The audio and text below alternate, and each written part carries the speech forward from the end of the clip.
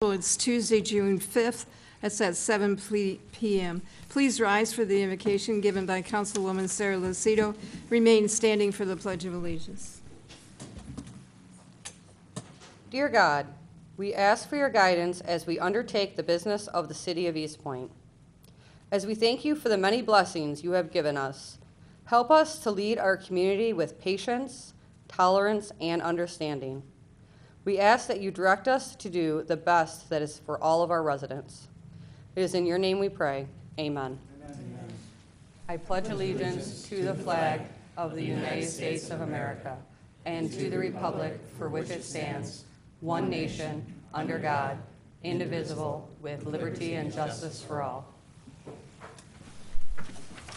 Please call the roll. Councilmember DeMonico? Here. Councilmember Lucido? Here. Councilmember Kleinfeld? Here. Councilmember Owens? Here. Mayor Pixley? Here. I would entertain a motion at this time for approval of the agenda as is. All right, Madam Mayor. Well, I think we had two items that we were going to add. I'd motion to add a discussion on the budget and add a discussion on the Parks and Rec Commission. We were going to add the discussion on the additional items on the budget under scheduled hearings under the fiscal year 2018-19 proposed budget. Mr. Cotton suggested that he discuss his comments at that time. Okay, and City Council, we'd discuss our comments at that time too? Right. Oh, okay. And if we proceed with Rich's review, then a closed session item for that. Okay, so then I'll motion to add Parks and Rec Commission discussion at the end of new business and then attorney review at the end of closed session. Support.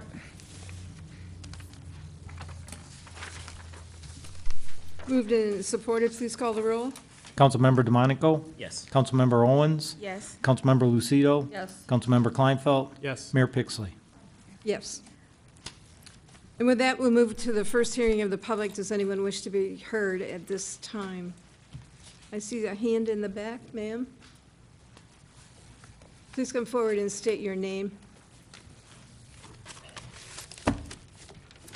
Hello, my name is Kim Van Gorder, and I live at 22462 Raven. Last year at this time, I spoke in support of a new tethering ordinance which was enacted. Tonight, I am speaking in support of Mayor Pro Tem Kleinfeld's resolution number 1863, Humane Pet Acquisition Ordinance. Facts about puppy mills.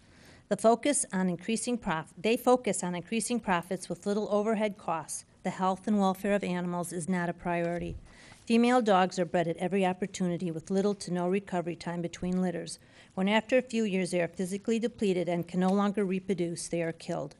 Every year in America, it is estimated that 2.11 million puppies are sold that originated from puppy mills. Meanwhile, 3 million dogs and puppies are killed in shelters because they are too full and there are not enough adoptive homes for them. In puppy mills, dogs spend most, if not all, of their lives in cramped cages with no room to play or exercise. Oftentimes, the food and water provided for the puppies is contaminated, crawling with bugs. Puppies can even be malnourished. Puppies in mills are found with bleeding and swollen paws, feet falling through wire cages, tooth decay, ear infections, dehydration, lesions on their eyes which causes blindness, no veterinary care, no protection from the weather, hot, cold, rain, or snow. At 4 to 8 weeks of age, puppies are taken from their mothers and sold to brokers or retail businesses. State law. Many cities, counties, and townships have passed pet store bans prohibiting the retail sale of commercially bred dogs. Currently, 230 of these ordinances have passed. More localities are enacting similar bans at an increasing rate. Please support Mayor Pro Tem Kleinfeld's adoption of resolution number 1863, opposing House bills in support of Eastpointe's Humane Pet Acquisition Ordinance. Thank you. Thank you, ma'am. Does anyone else wish to be heard? Mr. Creech? Hardly recognize you with that hat. Thank you, Madam Mayor and Council. After reading more or less the report too, on the, correct me if I'm wrong, but the last time you discussed the Parks and Recreation Committee, you said they would have nothing to do with the finances or the budget or anything with Parks and Recreation. And I tell you, that's about as unfair as we can possibly make it right now. I just put it in a FOIA, and I want to know exactly who takes care of our Parks and Recreation. Because I'm saying that we have a maintenance department, we have nothing else. And if you're saying that the director is still going to take care of the finance, you don't even need a Parks and Recreation Committee anyways. I'm looking at this right here, and it says, I don't know, as I said, how can you have a committee with no say over the budget? If you know, I'm hoping you're going to discuss this tonight. And a couple of things, as I said before, too, after looking at Spindler, I see our straw still there, and I see 3 dumpsters that are just flush with the top. I suggested shredding them, and I guess we're just going to pay somebody to haul them away. And if that's all they're going to put in them, right now you're going to probably need at least 3 more or 6 more to get rid of it. I'd like to know how much we're paying there.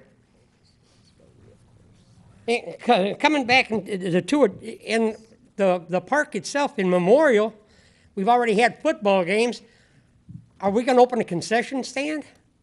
Are we? As I said, in there again too, Madam Mayor especially, our ordinance says we are responsible for the porta-johns. That porta-john over in Spindler is going to walk out and jump in the expressway. It hasn't been cleaned in 2 weeks.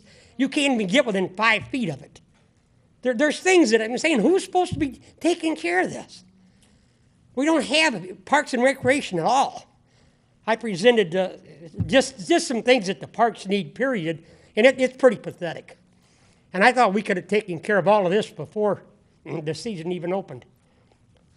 And as I said, in GFL, that's a good. I watched the gentleman come up to pick up my lawn refuse in those little spindlers, you know, I mean, the maple seeds themselves are pretty heavy.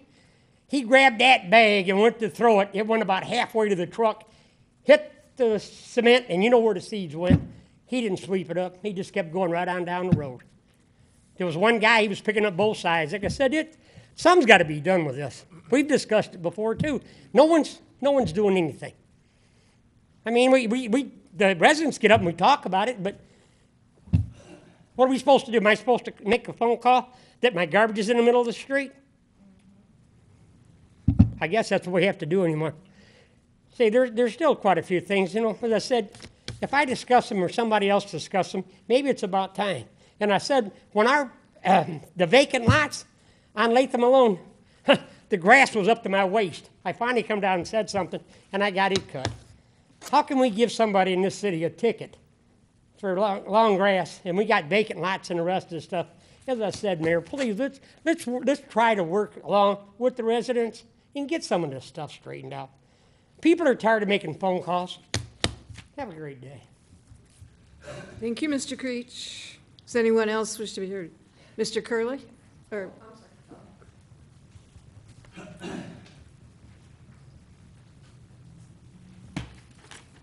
Good evening.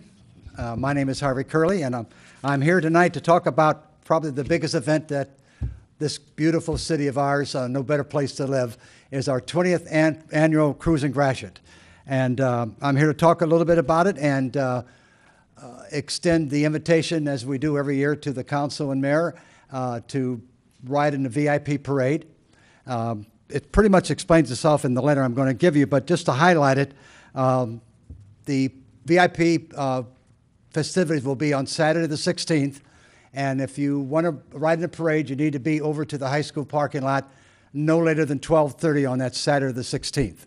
The letter will explain that, and that we do not allow any political signs to be inside the vehicle or outside the vehicle, and most of the convertibles will only carry one person, but some of them do carry 2. That's pretty much it. So if you want to bring your significant other, I will find one of the convertibles to have that person ride with you. But that's really only 2. The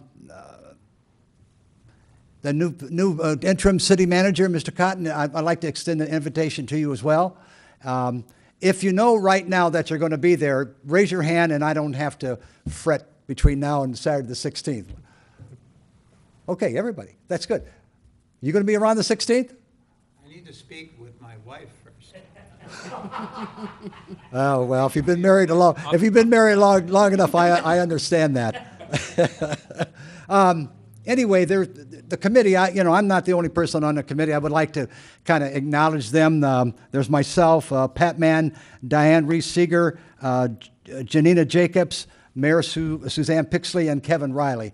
And then there's a host of volunteers. And, this is our 20th annual, and I don't think we've had a handful of significant problems in the 19 years that we've had it. So we're really proud of that.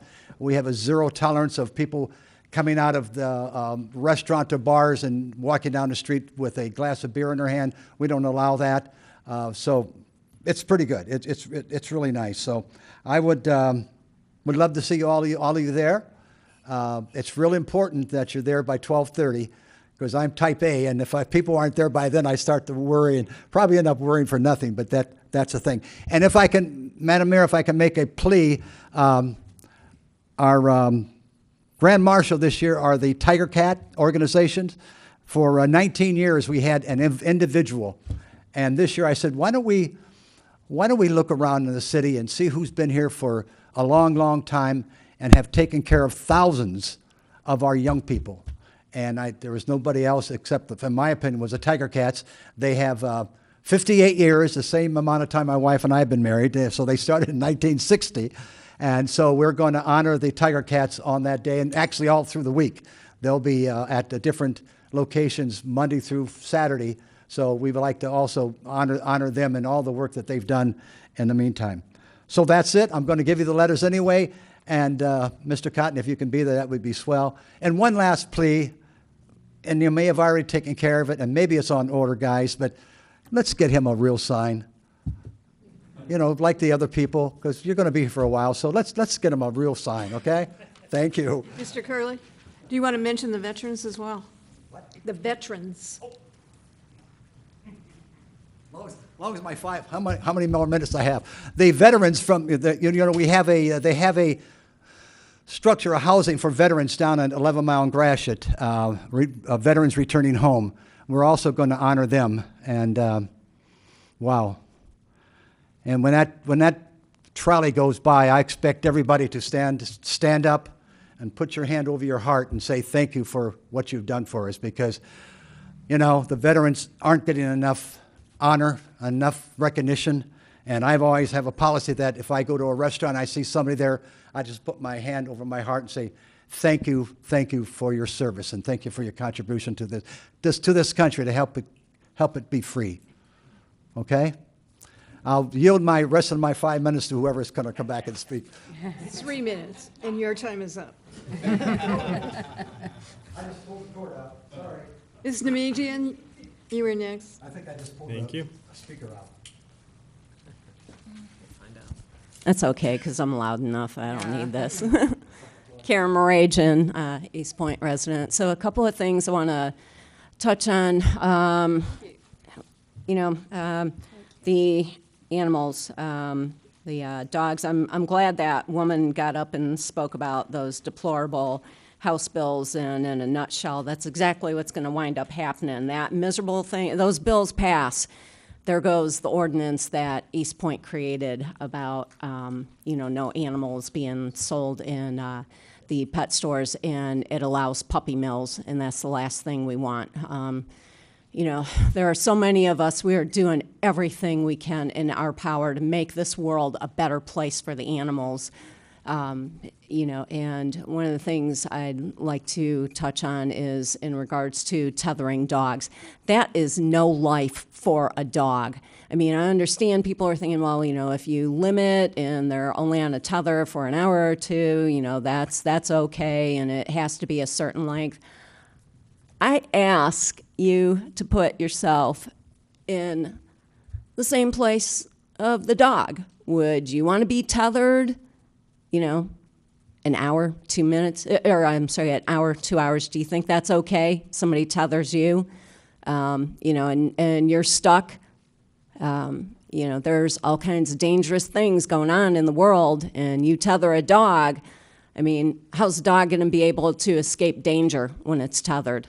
There's just too many people that are not properly taking care of animals, and it is absolutely horrendous. Once upon a time, I used to review the requests for warrants from the Michigan Humane Society, and it is just appalling to see what people do to animals. Our anti-cruelty statute needs a complete overhaul. I find it so repugnant that in order for it to be felony animal cruelty, 4 animals or more must die as a result of the cruelty. Excuse me, I totally disagree with that. As far as I'm concerned, if 1 animal dies from animal cruelty, that should be a felony. So I would hope that Eastpointe will seriously reconsider getting rid of the tethering, because you have the power to amend and repeal the ordinances and put in fences. Last thing real quick, garbage. Please, for God's sakes, do something. Get the garbage cans in the backyard. That's blight. Who wants garbage cans in the driveway 15 feet outside of your bedroom window? I don't think any of you would want that. Thank you. Thank you. Does anyone else wish to be heard at this time? Anyone else? Seeing none, the first hearing of the public is closed. Move on to approval of the minutes of the regular meeting of May 15th, 2018. Do you have a motion, please? Madam Mayor, I motion to approve the regular meeting minutes of May 15th, 2018. We have support. Support. Any corrections? Please call the roll. Councilmember Lucido? Yes. Councilmember Kleinfeld? Yes. Councilmember Owens? Yes. Mayor Pixley? Yes. Councilmember DeMonico? Yes. We're just going to switch this around a little bit. Under B is the GFL solid waste collection and disposable contract extension, and make that into an A. Is there any further discussion on that? We did see that it had already been signed back in January. I think the purpose of this was just to have a public hearing to satisfy our ordinances and kind of cross our Ts and dot our Is, so. I don't know if there's anyone who would want to speak to that, or if you want to. Does anyone wish to speak on that contract? It had already been signed. See no one. Well, but we are, next meeting, having a vote, though, correct? Having a vote on it? Thought that was, I figured when we get to city attorney report, we could ask if there's been any development on that okay. letter, like, voting on the letter of understanding is, I think, all we could do, so. Okay. Sir? Are you asking? No. Okay. Well, for the hearing, yes. For the hearing related to the contract. Can I speak on it for a second? Yes?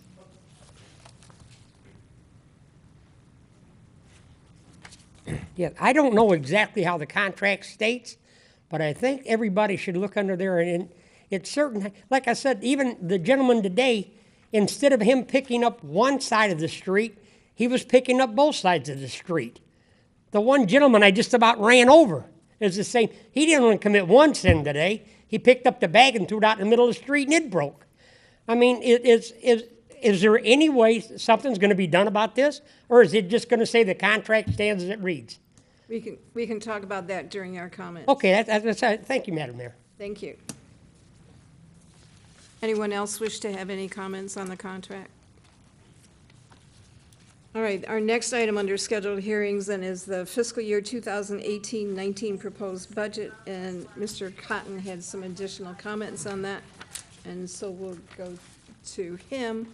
Unless anyone in the audience has reviewed the budget and had additional comments on it, it's been available in the library and on the net. Anyone? All right, Mr. Cotton would like to say a few words, please. Thank you, Madam Mayor, members of the City Council. I want to express my appreciation to those who produced the budget. Randy Bloom, Finance Director, Randy Altsimus, Deputy City Clerk, and all of the city team. And I know many of you participated on probably a cold night in February, and also on a tour of the community and a goal-setting session. There's charts in the back. And my role was principally to read it for the first time and digest what your plans are and thoughts, what the team's thoughts are, and provide some feedback. So what you have in front of you is an amendment to the message in the budget from the management staff, and the yellow highlights reflect some feedback that could be included in the budget if you choose to adopt it 2 weeks from tonight. So I would like to explain that the inclusion is about the city council tour and the goal setting, and that was held last Friday and Friday afternoon, and thank you for your time and service for that. And it also incorporates some additional thoughts that I've gleaned from conversations with staff and other activities going on. So at the risk of being a little bit mundane, since this word for word is proposed, I will go through it almost word for word, and I know you just saw it earlier today, so it's probably a good use of time. First, it's recognized that you had these special activities and meetings. I'm down to the first 3 bullet points. I think it's a given, you can correct me if I'm wrong, that recruitments of the city manager, director of public safety, and director of public works is a high goal. We didn't even rank that because we said it was a given. And there needs to be, in my opinion, there is action later on tonight, depending on your action, but probably around $25,000 is needed in the next fiscal year to accomplish some assistance needed on those recruitments. It's also assumed that the Department of Justice resolution will continue. There is already $300,000 included in the numbers that you have in front of you. And it's a given that you would like to reduce the 5-year budget long-term projected deficit, which this year there is a planned deficit, and I have some discussion on that below.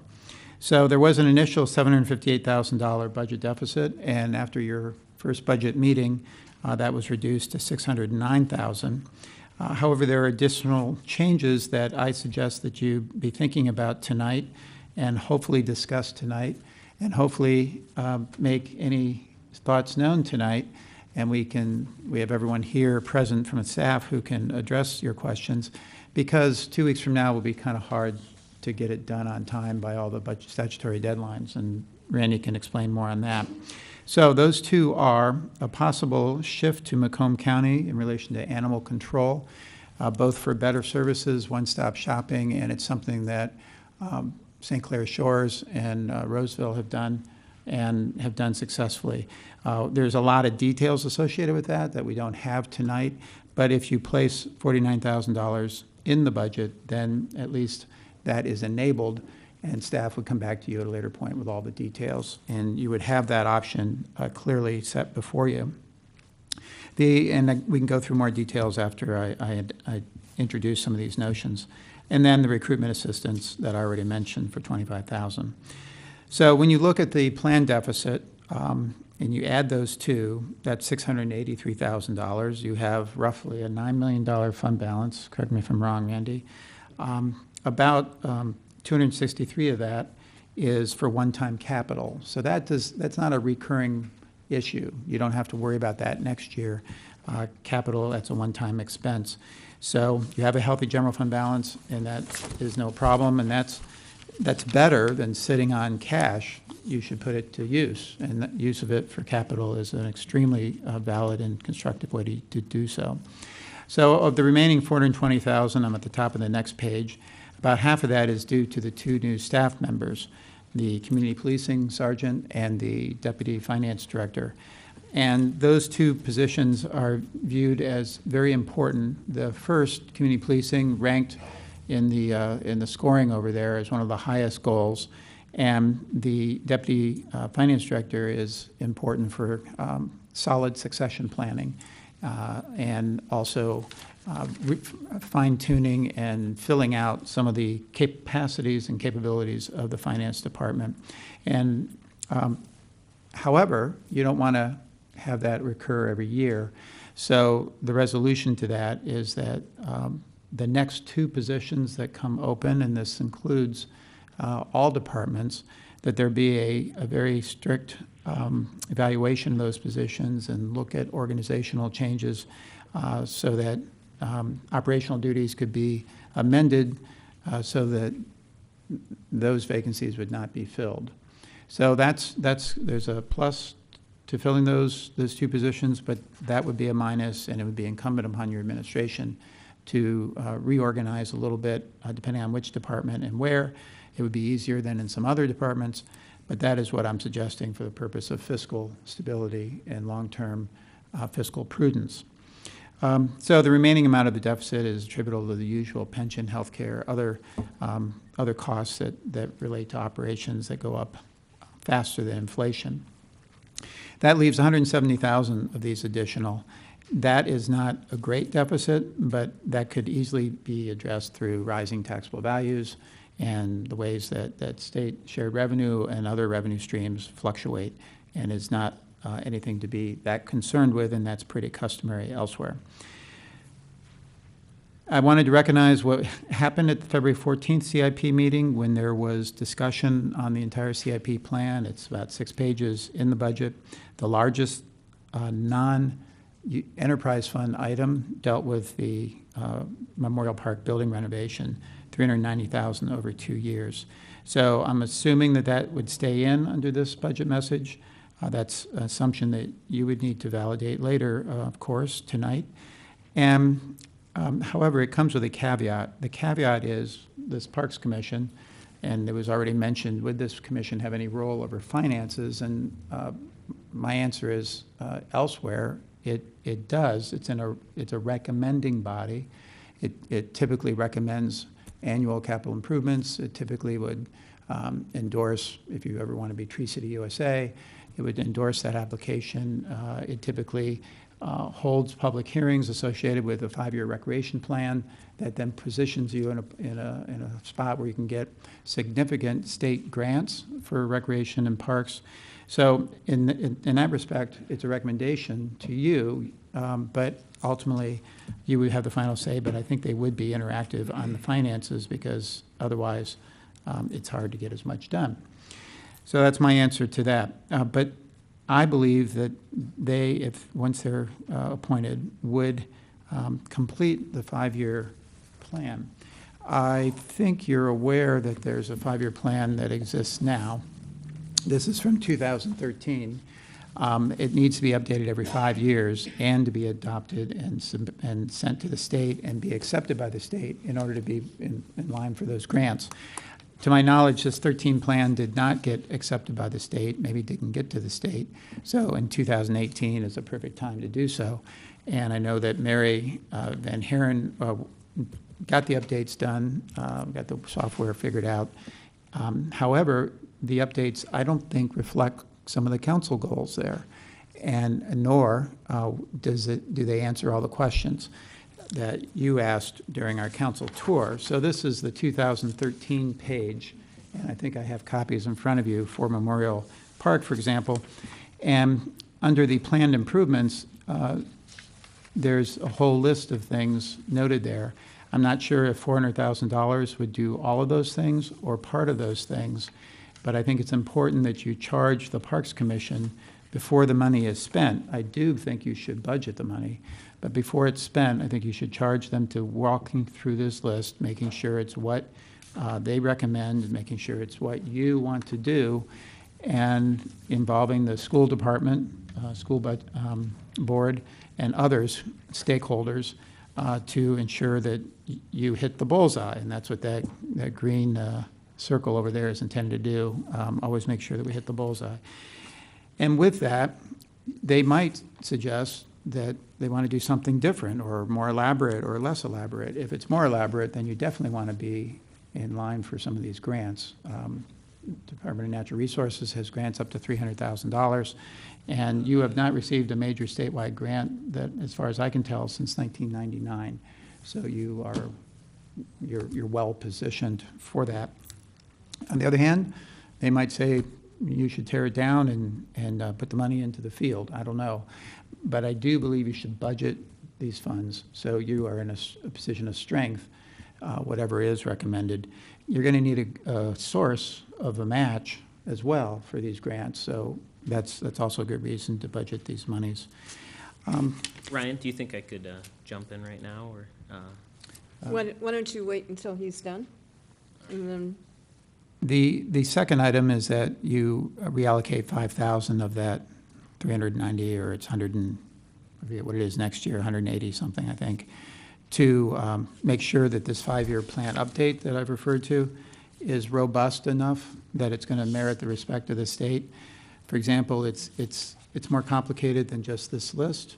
It would be nice to have some graphic assistance, and it'd probably be less than 5,000, but to make sure the maps reflect what the list ends up being.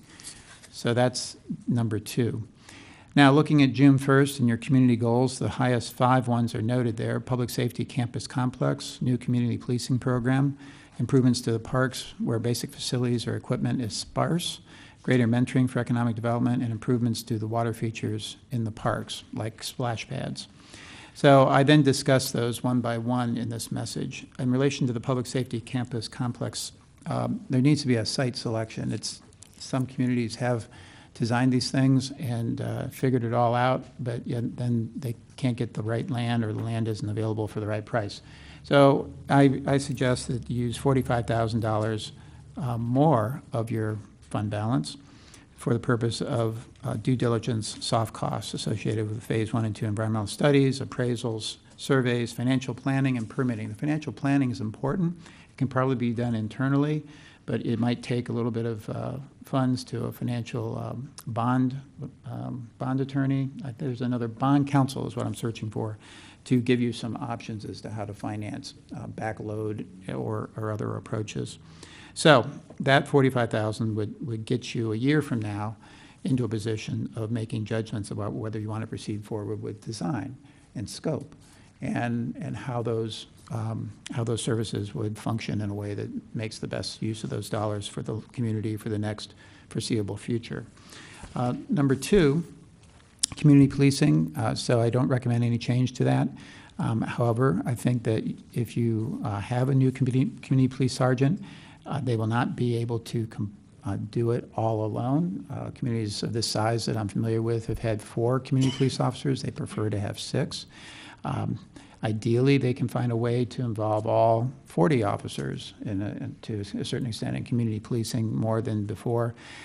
So I'm just warning you, be prepared for fiscal year 20. There might be some additional dollars requested to fill out, put meat on the bones, so to speak. It's clearly the right thing to do. There's no doubt about it in my mind, and I can go on and on about that as to why, but I'll move to number 3 instead. Improvements to sparse parks. And in your tours, you've pointed out where there could be play equipment. In this plan, there's other thoughts in addition to those thoughts. The Parks Commission ideally would ferret out and bring you the best thoughts. Through these sources of state financing, you can get $50,000 almost guaranteed, and that's about the cost of a picnic shelter. It is really simple to get grants under $100,000, and I highly encourage you to do that 5-year plan to make that possible. Greater mentoring for economic development, number 4. That could take all kinds of forms. My suggestion is that you designate, or the city manager designates, an economic development ombudsman.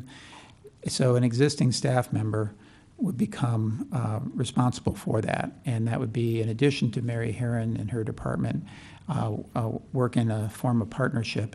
But it kind of is something that makes someone who walks into the building and wants to invest, and it's very hard to find the dollars to invest.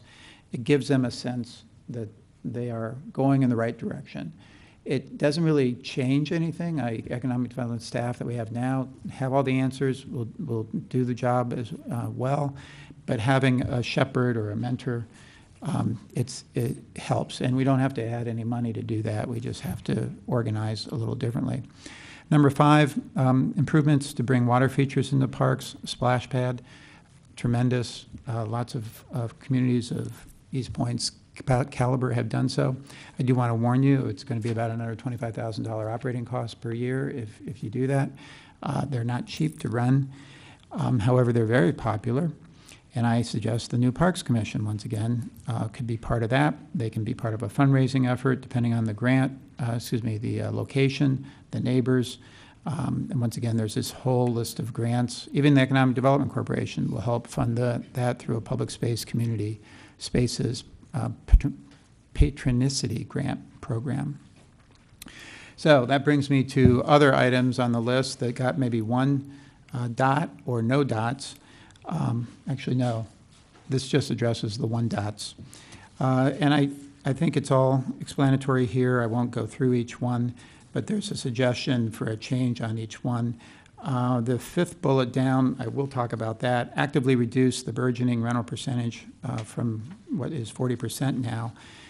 One of my meetings yesterday, I wasn't here, but I was meeting with a program director for a similar program in Holland where I worked to find out the latest on that. And I believe you got information that was sent out.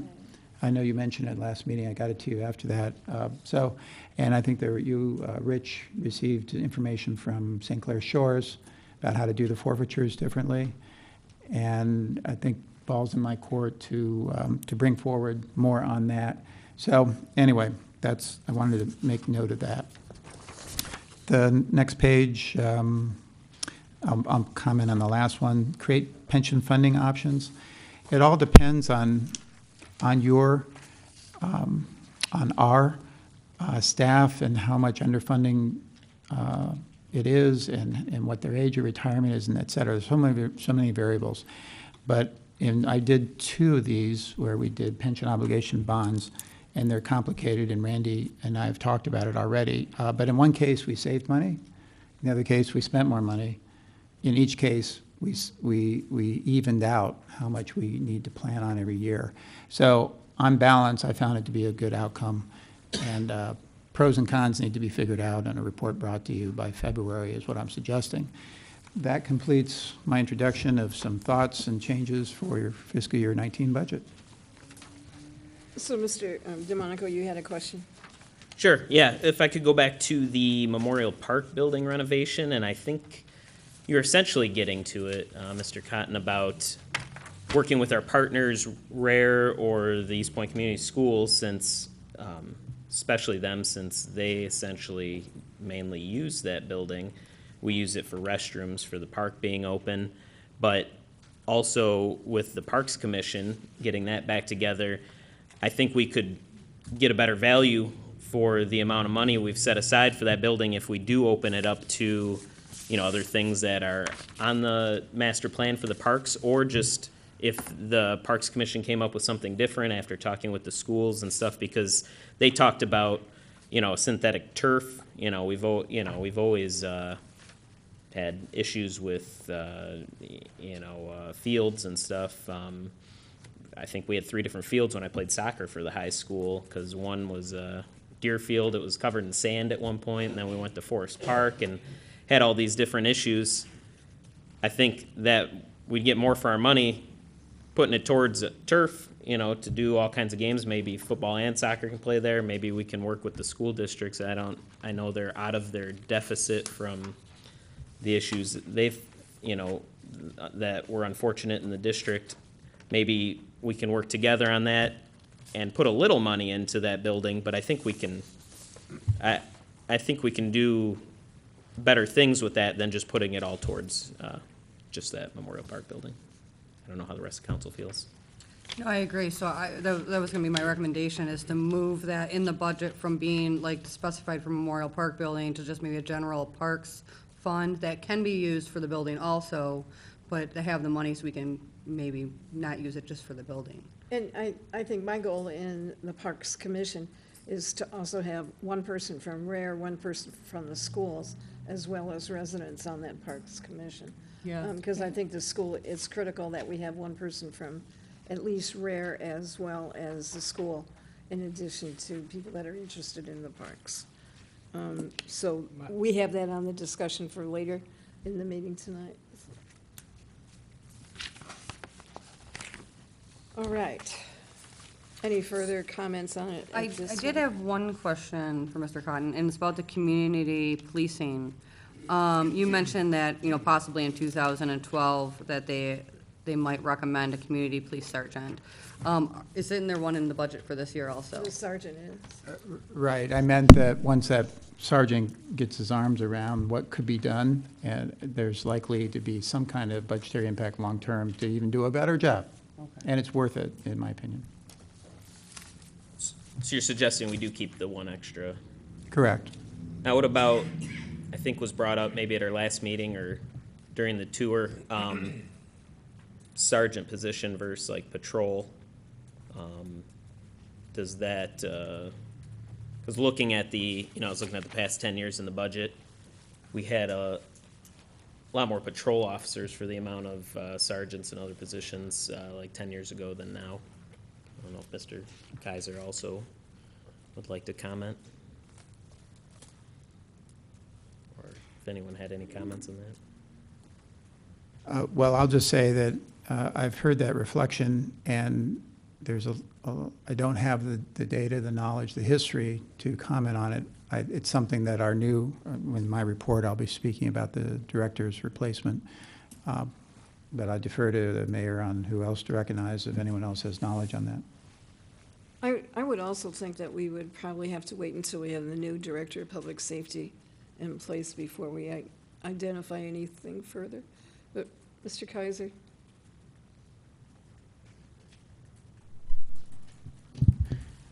Good evening, Mayor and Council.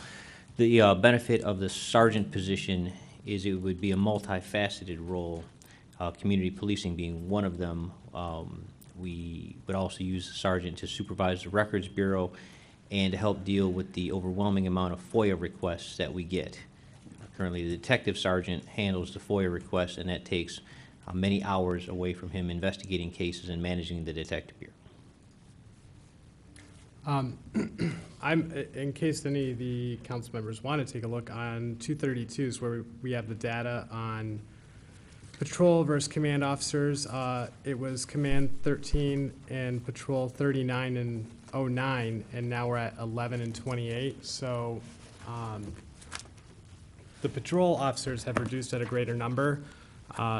Personally, if we can have a patrol officer position dedicated for community policing, that's what I would prefer, because I think if you take someone and fill that position, I don't want them behind a desk handling.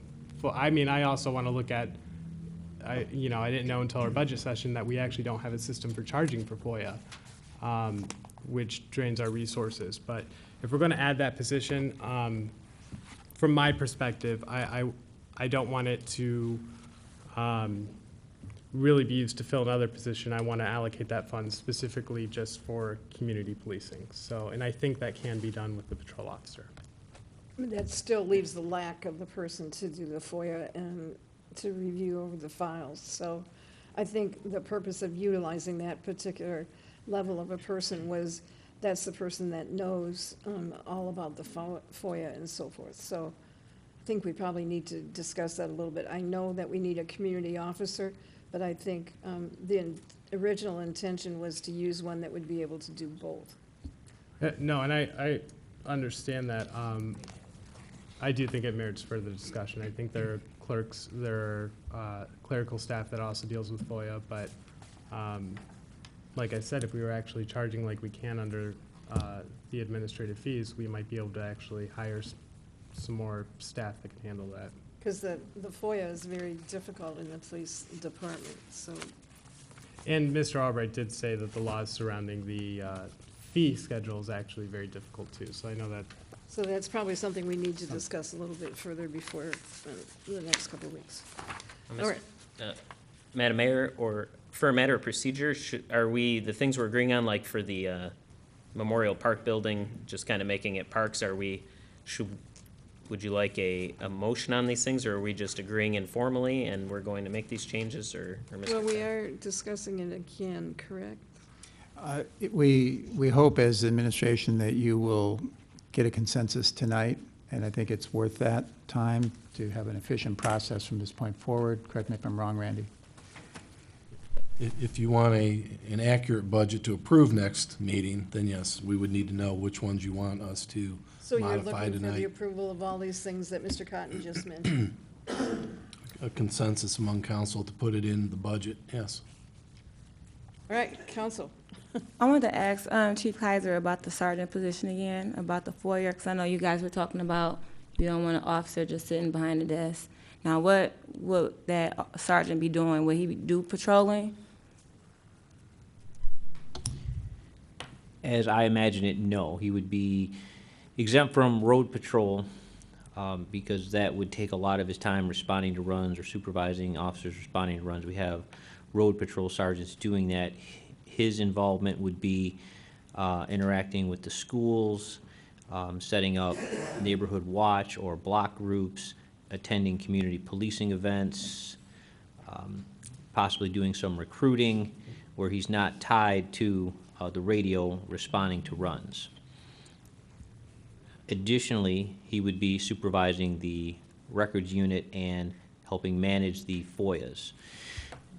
Charging for FOIAs will not get us anyone. The law only allows us to charge for the time of the rate of the lowest paid person in the unit responsible for FOIAs. So that is a part-time records clerk, which makes significantly less than a police sergeant, but that is the maximum we can charge. We only allow supervisors to access the video and the 911 recordings. So the sergeant has to make those, but we can only charge what the part-time records clerk makes.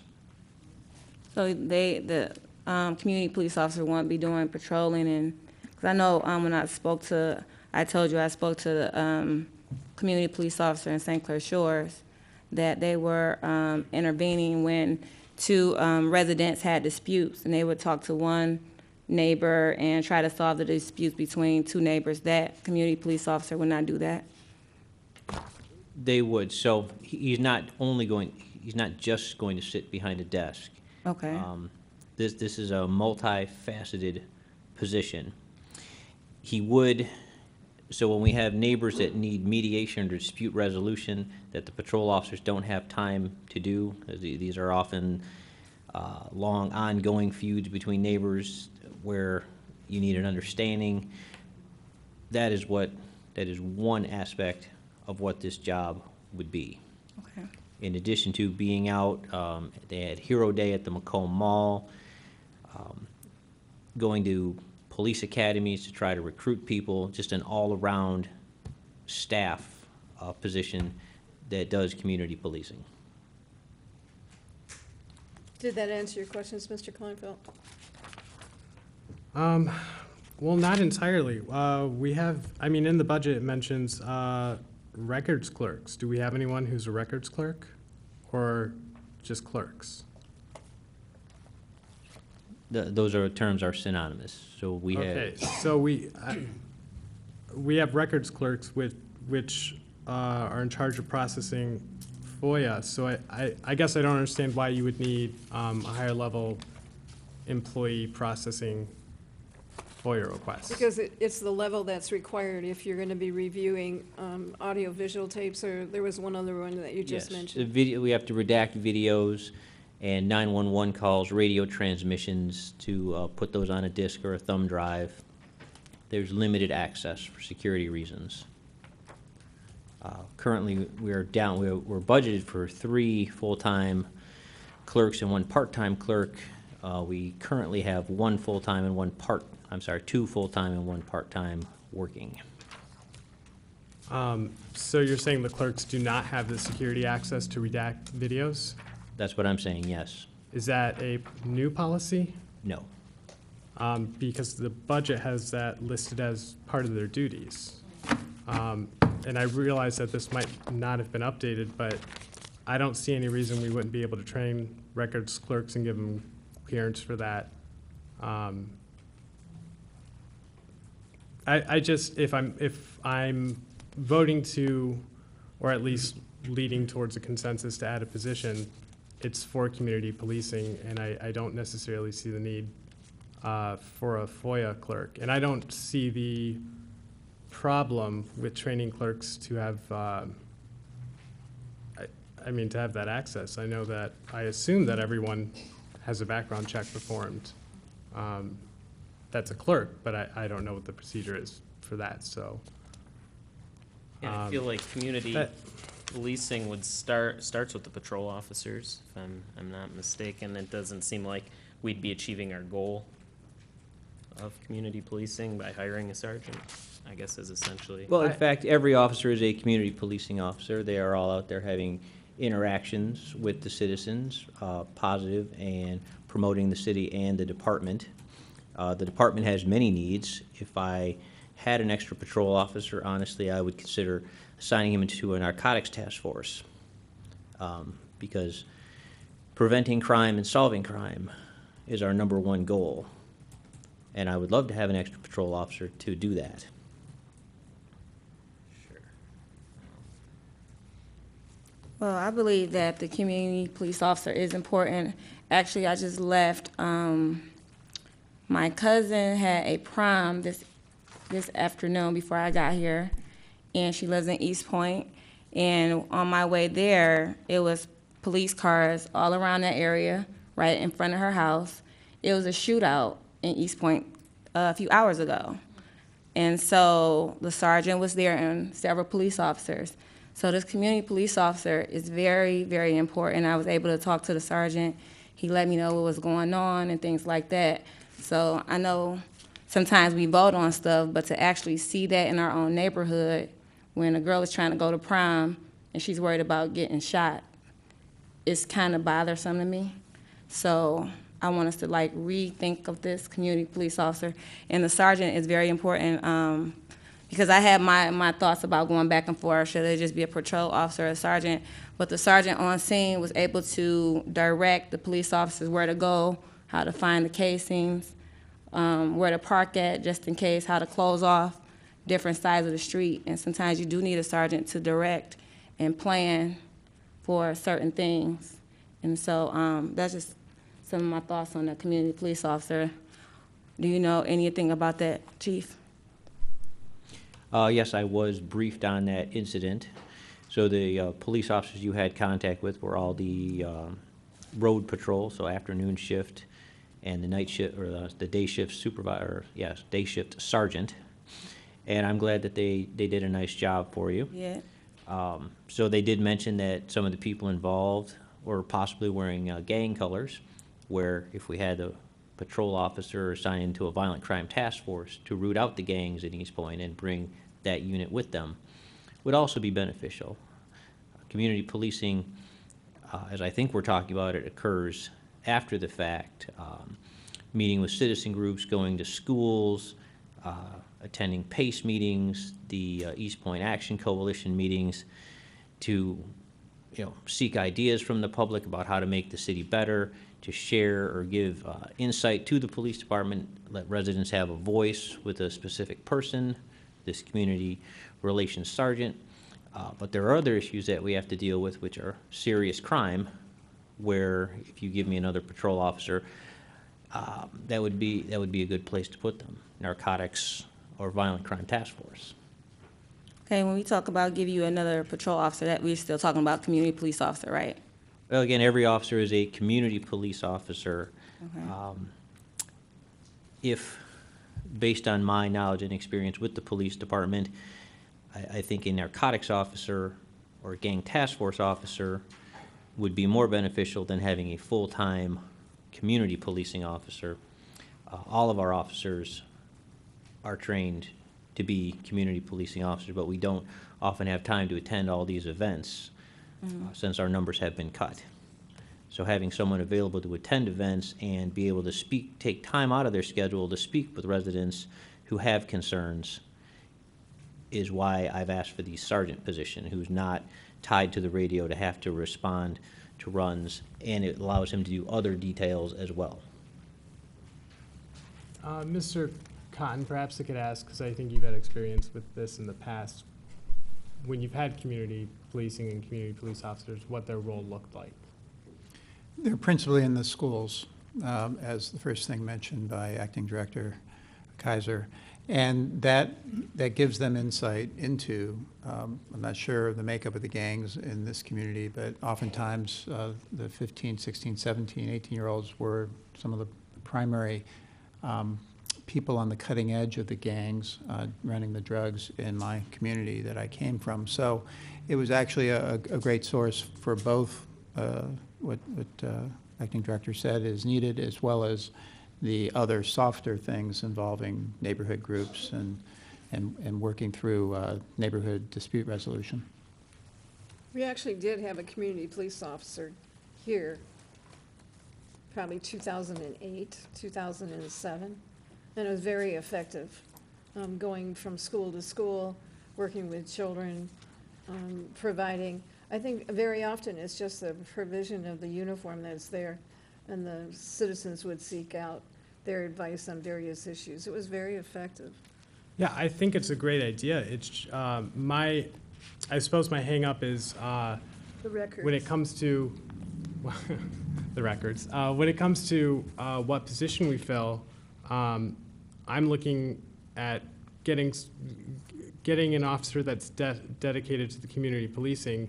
What they fill other than that is not my primary reason for extending that position. So whether or not they're doing administrative work or patrolling, all things being equal, considering the amount of reduction we've had in patrol officers, I think I'd rather increase that level of staff.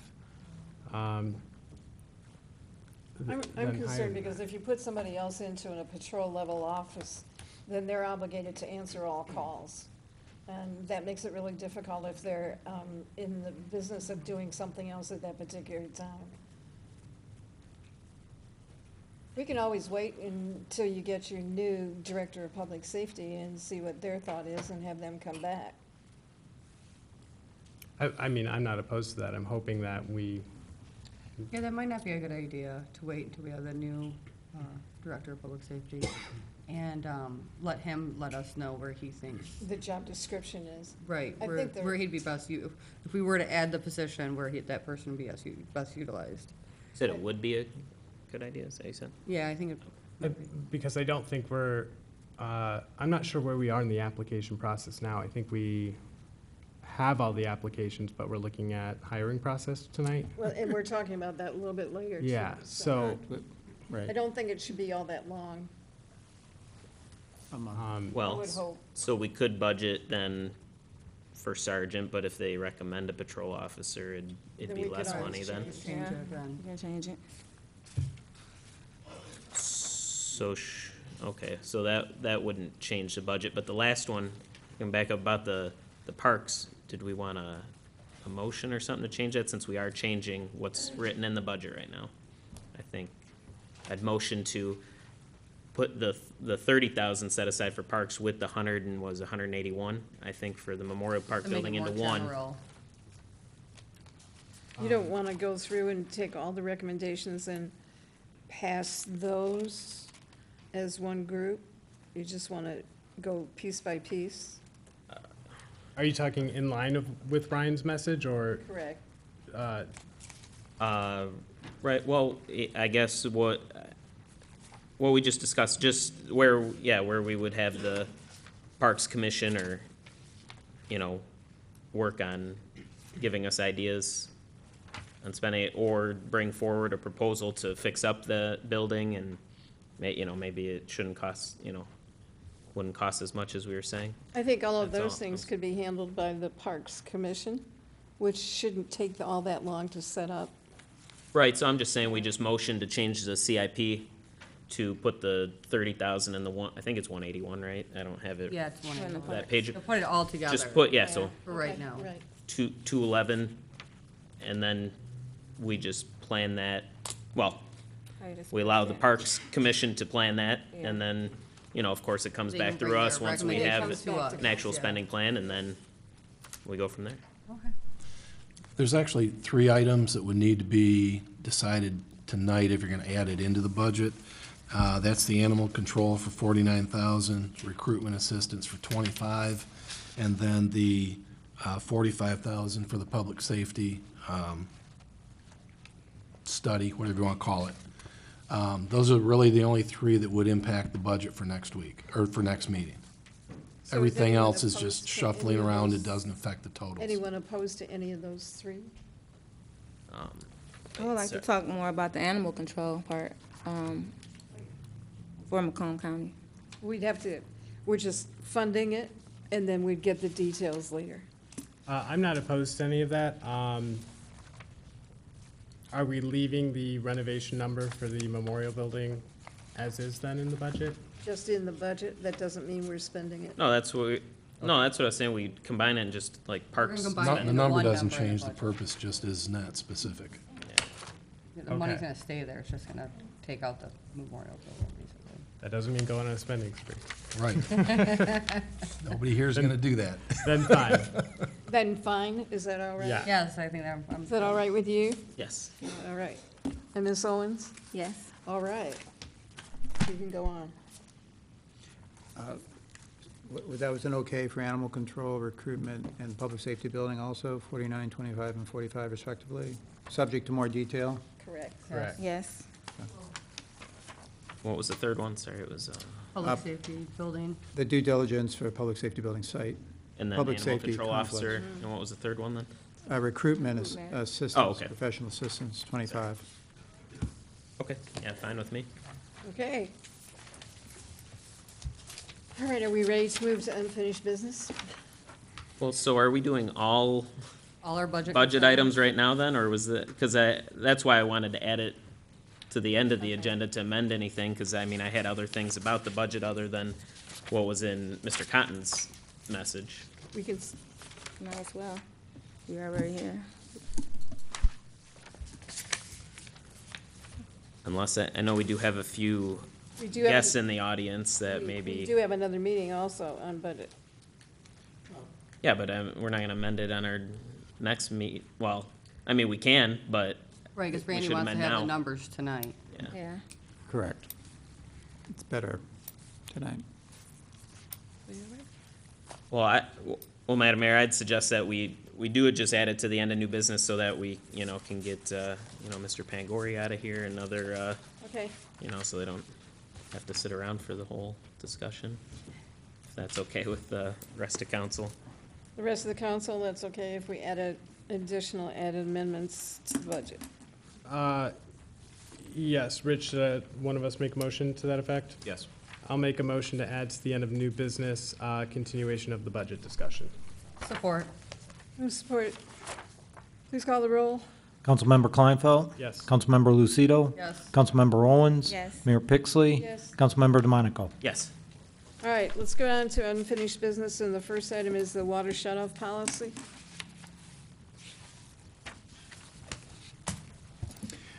Madam Mayor, members of the City Council, this was discussed at the last meeting. It was recommended that there be a change from the policy of 2011 by our Finance Department, both for expediency as well as reduced customer, I'm not sure what the right word for it is, consternation, and without a reduction in revenue. I did explore this recommendation with our Finance Director, and I was concerned because of the rental properties and how perhaps some additional strategies could be employed to make it harder to collect what is needed for the other water customers from those that receive services.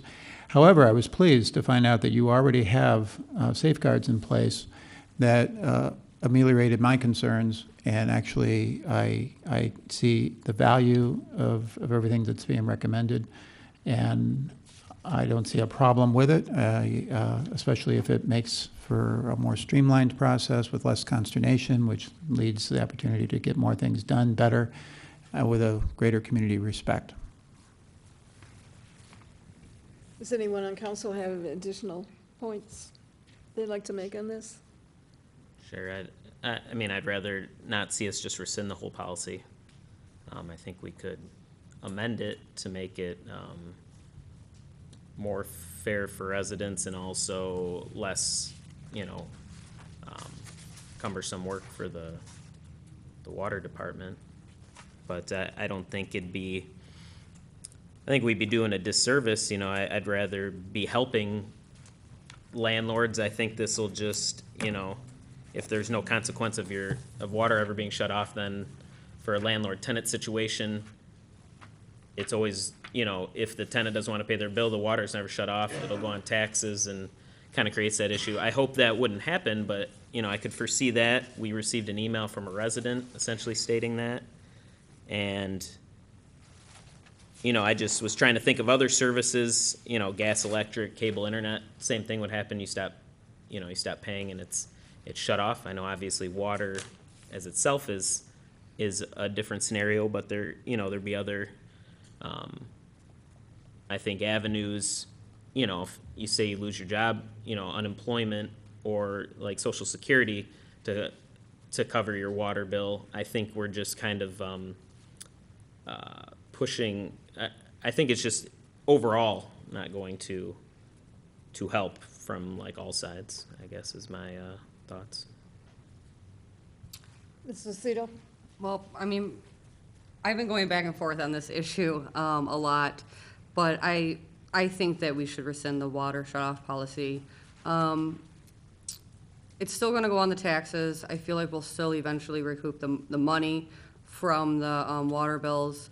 My biggest concern is you do have situations, you know, in homes where people are on a fixed income, and if they have some sort of like emergency or financial emergency, and maybe they do get behind, at least, you know, they could still come and make, you know, set up a payment plan or whatever, but at the same time, if there's something going on and they don't have the means to do that right away, they don't care about their water getting shut off, so.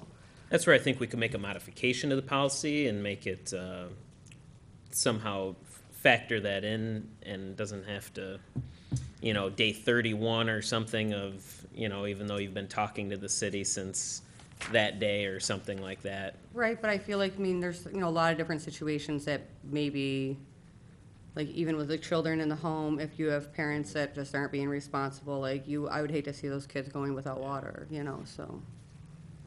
Mr. Kleinfeld, you look like you're ready to talk. Yeah, sure. I think last time we spoke about this, Mr. Blumey said we might have about $3 million owed, or I forget what the amount was of money. It goes on taxes? Yeah. You know, we roll it on to taxes twice a year. It totals, yeah, probably around $3 million a year that goes on. Might be 3.5 by now. Was that just for water or was that for all of that's like rubbish? It's just the water, yeah.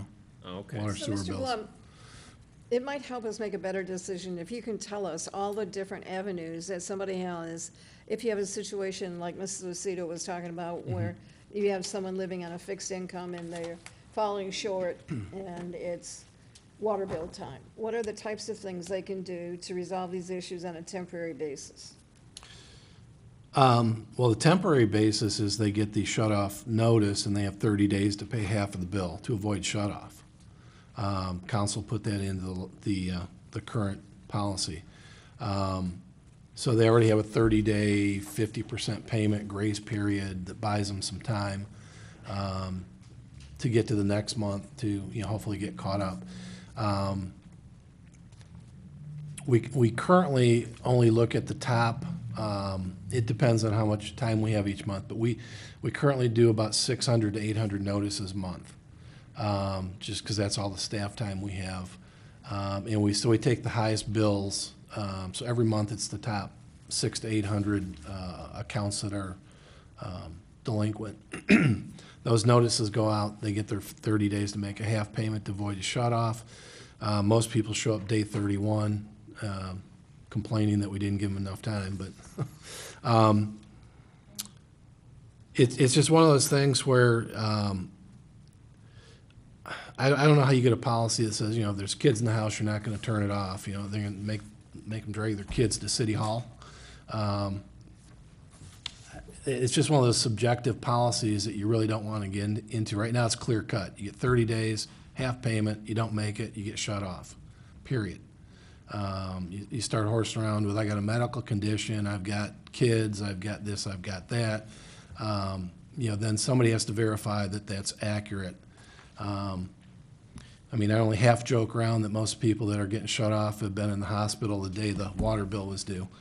We know they're lying through their teeth, but that's the story that they give us on day 31 when they've been shut off. The other thing I'd like to point out, actually, I appreciate you finding this, Mr. Kleinfeld. The original one from 2011, we had done the analysis that it was $218 worth of expense to do the tracking, the shut off, the turn on.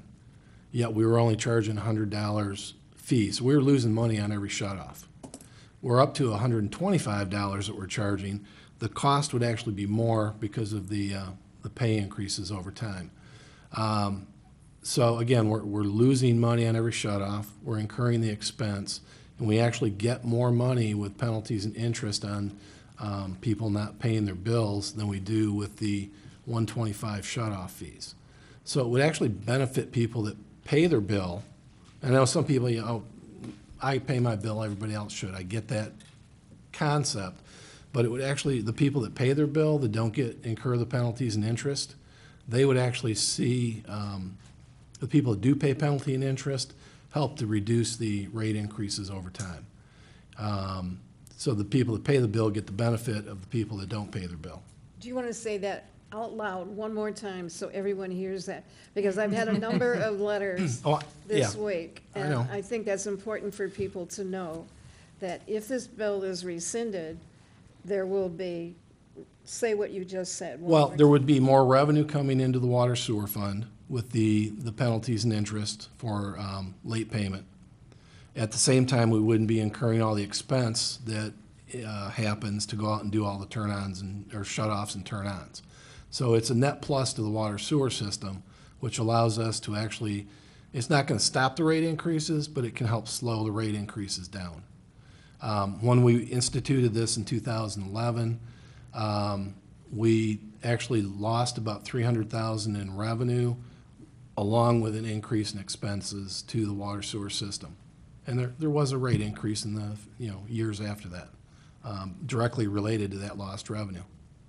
Because we've had some really long-time residents, I'm sure that everybody on council has got a letter about this, who write very, very compelling letters that Yes. they feel that if they pay their water bills on time, that they're getting jilted if we rescind it for some people who just are really careless about budgeting their money and having enough money for their water bills. And I think that makes the difference, is what you just said, Yeah. that along the way, it's not costing the city as much money to maintain the bill. Yeah, there's a 5% late fee, 1% per month on any unpaid balance, and an additional 5% tacked on when it rolls on to taxes. If you don't pay your water bill, by the time it gets to taxes, we're in the loan shark territory and what we've hit people with. So we're not actually, I shouldn't say, we're not actually doing anybody a favor by not shutting their water off, because it's costing them a lot of money in penalties and interest. It's buying them some time as far as cash flow on their personal side, but it's not saving them any money. But it does save the people that do pay their bills. What kind of personnel time do you think we would be saving on this between finance and DPW? DPW, well, going back to this from 2011, now we're doing a lot more than we did, because it used to be very manual, very hands-on. We've automated the personnel side, or the clerical side. We probably spend more time now talking to people on the phone than we do actually processing the shut-off notices. But it'd be about the same. I mean, for every turn-on, turn-off, you're talking 3 man-hours of effort that would be saved. That would be expense not charged to water sewer, that could be then utilized for other activities throughout the city. So is that like half a person a year, or like a full person, or? All it would do is shuffle their workload somewhere else. They could spend more time filling a pothole, they could fix a Right. catch basin, instead of doing these turn-on, turn-offs. We probably could eliminate a couple part-time positions in the process, because we do use a lot of part-timers for this activity too. I don't see it reducing any labor headcount. It would just allow them to do other activities. I mean, the example, we never made it Spindler, but one of the things we're looking to do this year is put in some split rail fence on the backside of the Spindler Hill. Instead of hiring a contractor to do it, the laborers are gonna do it. We have enough people now, they'll just buy the materials and do that job themselves instead of paying somebody else. So that's where you see savings by not using contractors for work that we can do on our own. And that frees up a lot of time to allow those things to happen. I'd suggest, I guess, if we rescind it, that would offset the deputy finance director position if we did remove to part-time. I'm not saying lay anyone off, but if anyone quits or something, we're talking Kind of about. fall off, you mean? Yeah. There's a natural attrition. Now with the water, putting the water bill on the taxes, just say we already have tax reversion. Not only will we be paying their back taxes, we will also be paying their back water bill as well, right? It's possible, yeah. And I know we're trying to start a program that's gonna probably double the price of the home that we're buying. So that's one thing to look at. And then, do you have a analysis or statistics which shows us increasing the water bills have made more people have shut-offs? Because I'd rather lower the water rates and have less shut-offs. Well, we can't lower the water rate because it doesn't cover our cost. Oh, no. I mean, we have to be Well, able we're to. putting the cost on the taxes, we're gonna end up paying it anyway. Some type of way, we're gonna still pay it, because if we have tax reversions, people are, having problems paying their taxes, now we're gonna pay their water bills too. It's gonna be two bills we're paying. And then the renters, if they don't wanna pay their water bill, it's gonna go on the landlords. So, The landlord's running a business, it's their job to make sure their tenant pays the bills. That's one of the problems with a lot of the, let's call it the out-of-area landlords. They don't actually manage their business. They don't run it as a business. They collect a rent check and they go on their merry way. So if it goes on their taxes, I personally don't feel sorry for them, because they didn't do a very good job of running their business. I don't think the landlord is responsible for a renter that's not paying their water bill. They shouldn't be held responsible for that. The water is a lien on the property, To a certain they're using the extent. tenant as a funding mechanism. Well, We have some very good landlords that collect rent and water bill payments at the same time, and they walk that money over here to City Hall and make sure it's paid, because they want their accounts clear on a monthly basis. Right, a lot of landlords do include water in the rent automatically, and then they make sure that bill's paid every month. But those are the ones local that actually manage their business. Correct. The out-of-territory people, that's like, Well, what, they're supposed to then have a property management firm within 25 miles. they're supposed to have it, according to yeah. ordinance, Yep. so. So they either hire bad property management companies, or they don't care, apparently. But I think that's one of our biggest complaints is from the landlords, because they actually use us shutting the water off to be able to kick a bad tenant out, because, which I'm not sure, I'm not up on rental law, but that might violate something there. But as soon as we shut water off, they use that as an excuse to kick a tenant out, because you can't inhabit a house without water. And they use us to remove the bad tenants instead of going through the court proceedings. I think council kind of, going back to what Sarah said about having children in the household and things like that, I think council kind of helped that out when they did the 30-day. If you don't pay your water bill, then you have 30 days to at least pay half. I think that was a resolution back, and you said in 2011, I think that helps, Well, right? before 2011, we had no water shut-off policy. We just rolled down taxes. Yeah. Y'all used to do that? In 2011, though, they did, everyone was having a tough time. I think council extended 10 to 30 days, lowered 250 to 100. Right. One question I had is, do we monitor water usage at vacant properties, and will we somehow flag that to stop that if that occurs? We have people that do watch for that. If they know it's vacant, well, we're actually looking for two things. One is high volume, and then one is a zero consumption. And in both cases, somebody's out checking to see what's going on. If there's a house that's marked as vacant and there is usage, that usually indicates a leak, and the water department would go out, verify it's actually vacant, and then shut the water off, just so we're not wasting water. And there was a time when we had all kinds of people that would nestle themselves into an empty house And the way that we could tell was because all of a sudden the water bill would go up, Yeah. so. That was my exact, Yep. I don't want any unwitting homeowner who doesn't know that someone's, because we're not Well, shutting it off and anymore. then initially, when we had the housing crisis, it was very frequent that you would see water coming out of basement windows because the pipes would freeze without heat, and those were in the vacant in the vacant buildings. That's one of the reasons why we started getting really tough on vacant houses, so. So, council, what is your thinking on this? Does somebody want to make a motion, pro or con? Madam Mayor, I motion to rescind the water shutoff policy dated October 18th, 2011. Support. We have a motion and support. Please call the roll. Councilmember Lucido? Yes. Councilmember Kleinfeld? Yes. Mayor Pixley? Yes. Councilmember DeMonico? No. Councilmember Owens? No. All right, let's move on to reports from administration. We'll start with our interim city manager, Mr. Cotton. Thank you. I have several announcements, and then I have a 2-minute tip, number 9. So, Director of Public Safety Recruitment, we have, as I mentioned, 14 applications initially, and I've called 10, did phone interviews, ranked them, and then did 10 phone interviews, and I want to go over these 10 with the assessment professional, if you act on that tonight, and then narrow it down to no more than 4 to 6 to do assessment centers with. And so I believe that within a month, we should have a qualified candidate. All the 10, with one possible exception, meet all the qualifications. And I think that you will be pleased with the choice.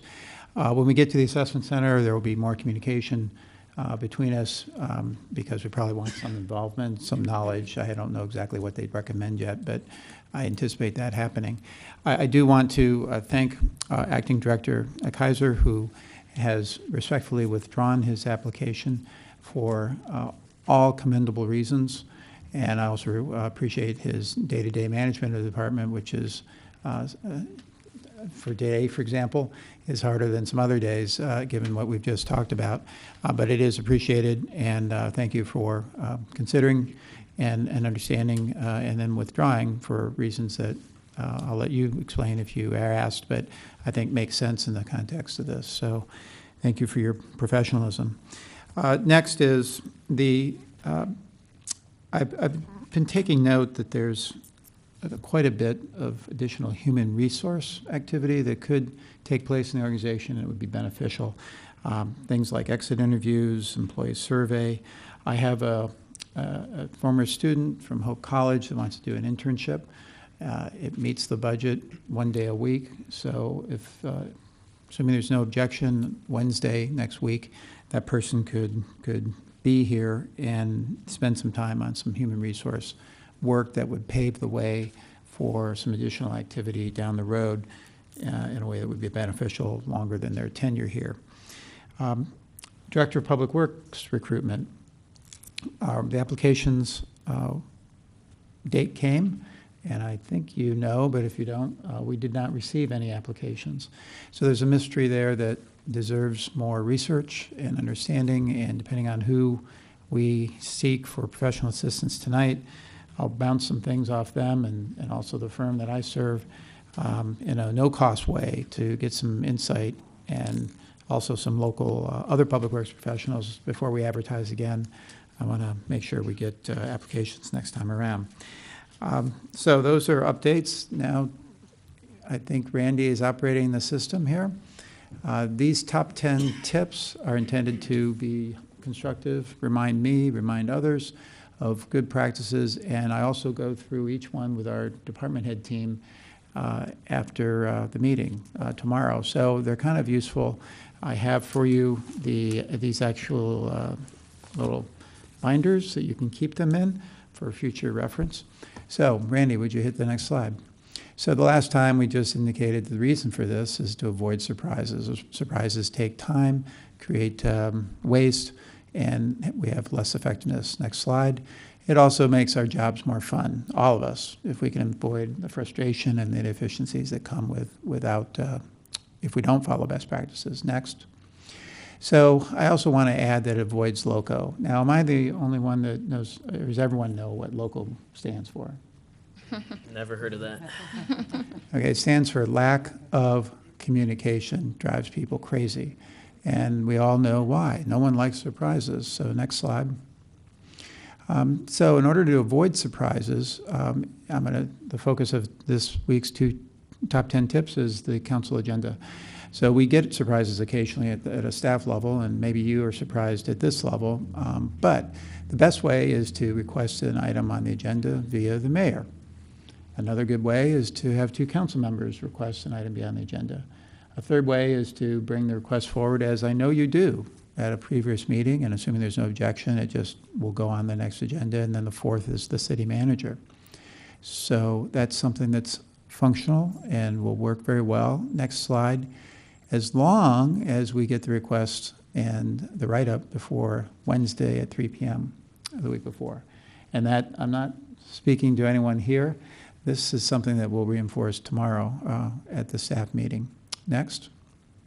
So I really, really value and appreciate folks having a chance to look at the agenda over the weekend, call or write on Saturday or Sunday. It's hugely better than Monday. It gives more time. We can think it through better. We can do more research as necessary, and then everyone has a better evening on Tuesday. So it's no bother to contact any staff member, in my opinion, at this desk, or me, especially me, because that's what I'm signing on for Saturday and Sundays. Next.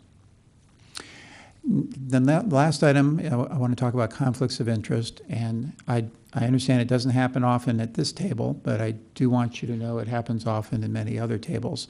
A conflict of interest, Cotton's definition, Rich's might be a little more nuanced, but is whenever there's a potential for direct income impact or some sort of favoritism or some sort of nepotism associated with any action by a city staff member or elected official. So it's recommended that, next slide, that the person announce the potential conflict, resist the urge to lobby in advance or during, refrain from discussion, resist the urge to participate in the discussion, and best of all is to leave the room, take a hike, have a drink of water, go enjoy yourself, stretch your legs. And that's exactly what I plan to do, with your permission, I hope, in a half hour whenever we get to the items about recruitment, because the firm that I serve is on the list. And I've left that all up to Randy Altimus, and I will demonstrate this practice, stretch my legs here in a few minutes. Next slide. So that was 9. Number 8 is ways for council meetings and workflow to be expedited. Stay tuned. Thank you. Thank you, sir. Any questions for the city manager? I think the council bylaws, I think, say Friday at noon for agenda items. No. I don't know, in the past, I thought that we were doing it on Thursday, and it used to be a mayor and one other person, but we were told that it just requires one person. So maybe you might check the council bylaws. Yeah, I was looking that one and up then too. come back on that. I thought it was just one. But we really try to do it on Thursday, but Wednesday's fine. You know, if you know that you're gonna have an agenda item, we usually know by Wednesday if we want something on. So. Well, thank you for mentioning that. I think the change was when we went to the electronic system. You know, computers save time, so we moved it up a day. Hopefully Linda's laughing over there. I'm sure she is. We'll look into that. Thank you. All right, are we ready to move on to new business? Finance director? Finance director. Oh, he's just sitting so quietly over there. Talked enough tonight. No. Yeah, Madam Mayor and Council, I did have one item. The city's 50% portion of the proceeds from the sale of the community center did come in. Talked to the auditors today on the proper handling of that. What's going to happen is it will be deposited into the general fund as a revenue item, and then it will be transferred into the CIP fund to protect it until council decides how they wish to spend it. But we don't want it just buried in general fund and lost. So that will happen, and you'll see it as part of the budget amendment next week, just to reflect it accordingly in this year's budget. But so it'll come in as a revenue item, go out as a transfer, and then it will be sitting in the CIP waiting for spending direction. And we will not spend it until you guys authorize it. It'd be really nice to utilize it as a match for a grant somewhere Yeah. along the way for something really good for recreation. So, and that was all I had. All right. Are you ready? I'm ready, Madam Mayor. Madam Mayor, members of council, Mary Van Haren provided me with a list of 11 show cause hearings that she would like scheduled. I didn't know if the council would prefer that all be handled in one meeting, beginning at 6 o'clock before the next regular scheduled meeting, or to break those up with, say, 5 at the next meeting and 6 at a subsequent meeting, or vice versa. However the council wanted to do that. I know it's been a while since we had show cause hearings. Maybe we should probably We split definitely it. don't want to do it at the next meeting because we have the final budget, so it would have to be the first meeting in July. Okay. And let's see, there's, Split the July. Sarah usually goes away, you usually go away. I'll be good. I won't miss any meetings. Is the first meeting in July, did we change the date of that meeting? Oh, because of the 4th of July? Yes. Oh, yeah, it's the 11th and the 20, or no, not the 11th. It's the 2nd and 4th weeks, I think, instead. The second and right? fourth or the second and third, that's what I was. It's- But I think well, I'll look at my calendar. I will be in town on the third, so the 11th I'm not sure about offhand, but the third I'll be in town. Yeah, my calendar, I have the 10th. Yeah, the 3rd and the 10th. Well, the 10th for a council meeting, I think the 24th then. Yeah, 10th and 24th in my calendar, and I think I modify it according to the, when we set the year. So Rich, you have no idea how long those are going to be? Madam Mayor, no, I do not. I don't know if, you know, if Council- there- I'm pretty sure I'll be here on the 11th, so maybe Right. 10th or whatever, so. Do you want we- to tackle all 10 or 11 of these? 10 of these? That sounds like a lot. Yeah. that, I can have- that could be more, if some of the owners of these properties show up, then those tend to take longer. Well, let's do, If we split them. let's split them in two, Okay, both in July meetings. so the 2 So- July meetings? Yes. Fine by me. Okay. Do you have a preference? Do you want 5 at the first meeting and the other 6, or? Doesn't matter. Doesn't matter. 6, We'll leave it up We to do you. 7 and 4, whatever you think would be the best. We'll do 5 and 6. Yeah. Do you need me to name all of the addresses? Is that necessary? No, Okay. I'll make sure that the notices go just out. as long as we get the information before the meeting so we can review it. Yes, that'll take place. And at the last meeting, there was a discussion regarding a possible letter of understanding regarding the GFL solid waste contract. I would be happy to draft a letter of understanding, just addressing any perceived irregularities with regard to the contract extension, and that it's the city's understanding and GFL's that the contract was met, just to avoid any conflicts in the future, and to make sure that any misunderstandings do not take place in the future as well. If there's any additional language that the council would like me to include, You provide that letter to everyone involved, council as well. yes, well, I would draft the letter and have it for approval at the next meeting. Okay. Yeah, I think I emailed you ahead of time, because the only issues were the hearing, which we took care of today, timeliness, and who gave the notice, I believe. Yes. So, and I'm not sure if Mr. Altimus, if you normally deal with GFL, it might just be easier for, once you draft something, for him to reach out and see if they're willing to sign it and get it out of the way. Okay. Does the council want this as an agenda item, though, at the next meeting? I'm sorry? Does the council want this as an agenda item, Yes. to read it before it goes out? Yes, I think actually approve it, because that's the other part that was missing, is council approval should have been attached to this extension to begin with. And can you have that on Wednesday? By the deadline on Wednesday, or would it be Thursday? Oh, I'll have it by Wednesday. Friday, though. Anything else? Madam Mayor, the council is in receipt of our monthly status report. Since Ms. Van Haren was able to get back from vacation, she did provide me with, or inundate me with, a lot of emails last week, closing out dangerous building files, letting me know that a lot of the files now have complied. And so the status report will be shorter next month. So I know that the building department is working very hard in wrapping some of those old cases up. And then I'm sure that she'll be bringing a new list of new properties to schedule for dangerous building hearings. But a lot of those old files now are getting wrapped up, so. That's good news. Yeah, and that's all I had. I'm happy to answer any questions. All right. Ready to move on to new business?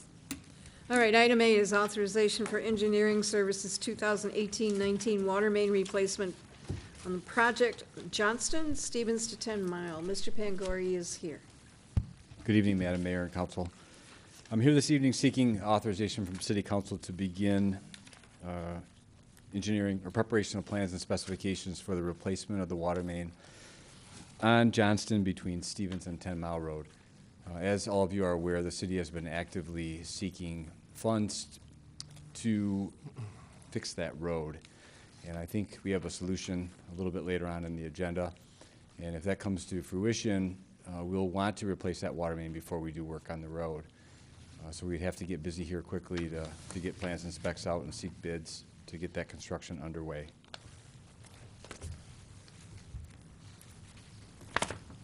Any questions on this part of it? Appreciate the coordination between this and, I mean, AC and D are all Right. related to Johnston, so. Madam Mayor, I'll make a motion to engage AEW to prepare plans, specifications, provide contract administration for the 2018-19 water main replacement project Johnson, Stevens to 10 Mile, and authorize the deputy city clerk to execute all documents necessary to this contract. Support. Moved and supported. Please call the roll. Councilmember Kleinfeld? Yes. Councilmember Lucido? Yes. Councilmember DeMonico? Yes. Councilmember Owens? Yes. Mayor Pixley? Yes. Thank you. Wait, you may as well stay up there. The next one's going to be easy. We have one random thing in between. One random thing in Much between. discussion on this one, though. All right, our next item is the adoption of Resolution 1861, which is a temporary relocation of Precinct 14 polling place. Mr. Altimus is here if you have any questions. Madam Mayor, I'll motion to adopt Resolution 1861 to temporarily relocate the voting polling location for Precinct 14 from Kepsel School 21760 Raven to Christian Trinity Assembly of God 21770 Kelly Road. Support. Moved and I think you want. supported. Please call them roll. Councilmember DeMonico? Yes. Councilmember Lucido? Yes. Councilmember Kleinfeld? Yes. Councilmember Owens? Yes. Mayor Pixley? Yes. Item C is the adoption of Resolution 1862, again on Johnson Street reconstruction funding application. Mr. Pangori. Good evening again, Madam Mayor and Council. This item, ultimately, we're seeking authorization to submit an application to Macomb County for $350,000 of additional block grant funds that have become available. The Macomb County has sent out an email a couple of weeks ago indicating that they have, it was a notice of funding availability. They have $670,000 of unspent block grant money that they're seeking applications from communities eligible, CDBG communities within Macomb County to apply for. The application deadline is on June 8th. The resolution speaks to the existing $118,000 that we have allocated in this year's budget in block grant funds, which we have allocated for Johnston between Hoss and 10 Mile Road. We have completed an application requesting an additional $350,000 to go toward the funds necessary to reconstruct Johnston from Hoss to 10 Mile Road. I'm available. It's kind of a complicated funding request. I'd be happy to answer any questions that you may have. This is really a rare thing, It is a rare thing. that they just happened to find this amount of money from 2016. Correct. I think it was home improvement funds that were not spent by others that made this available. Previously allocated for a different Previously purpose. allocated in the previous year, correct. Wow. And I guess my question was, what are, I guess between you and Mr. Blum, what are the chances that we, I guess, first of all, receive the money or receive all of it? I'd assume they would maybe award partial, so if we don't receive it all, what is, if we receive almost all, will we still go through with it or whatnot? I guess between the two of you, I think. So I'm going to try to answer some of that question, and then I'll leave maybe the cleanup from Mr. Blum. So 2 weeks ago, the county had a training session for anyone interested in attending that's eligible to apply for these funds. Joe Marucci from the city attended that training session, and I believe there were 4 other communities that came to that meeting. Nobody really tipped their hat on as far as how much money they were asking for or what type of projects they were asking for. Mr. Marucci and myself had a follow-up meeting one-on-one with the county folks last week, and really didn't gain much more information as to what other cities are interested. We know there are other cities interested in applying for the funds, but we don't know how much they're applying for. The county made it very clear that we can't be using this money to reduce the amount of local funds that we're using. We have to show a need for the funds that we're asking for. Part of me wanted to go for the whole $670,000, but then again, we kind of thought that was a little bit greedy, if I could use the term. Isn't it kind of the thing about not using it to reduce local funds? I feel like, isn't that just like a shell game or something at that point? Because it kind of sounds like they don't want you to have a planned project and then you're supposed to almost just make one up on the spot there. Because if you have a planned one, I mean, obviously, of course, if you have a planned one, we just do that, and then we can also do another project or something that year. I feel like it's kind of silly that they make it feel like that. Correct. You're right. You're right. I mean, we would be stealing money from other streets in order to get enough money to do this one street. So we kind of strategized internally as to what that amount should be. We are proposing $350,000, an application for that amount. If council feels otherwise, we can certainly change that. They also presented to us in the application the scoring that they're going to utilize to score these projects. We went through that and quite honestly feel that we should get every single point. They told us that they will rank all the applications, and then they will start doling out the money starting from the top ranked applicant all the way down. Okay. They did indicate if they didn't allocate all the funds that they wouldn't increase the amount of money that individuals requested. They would take that money and I think put out another request to make it fair. So it's a little tricky, but we think strategically we've positioned ourselves. We know we've been trying to get money for this road for several years. We actually have about all of our not all of it, the majority of our block grant money for next year, 2018 block grant year, is also allocated to this project, which if we're successful in getting the funds and doing this project this year, we would be coming back to you guys at a later date to have a public hearing to move that money to another street, next year's block grant money. Okay. So the other caveat is that this money needs to be spent by February 28th, I believe is the date. So essentially, we have to have the construction done this year. Very tight time frame. We won't get approval from the county until sometime in August as to whether or not we're going to receive a contract for the additional funds. So Okay. we've got to take a little bit of faith.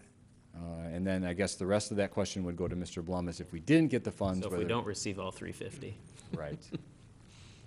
Mr. Bloom. So, Mr. Blum, did you have something in addition?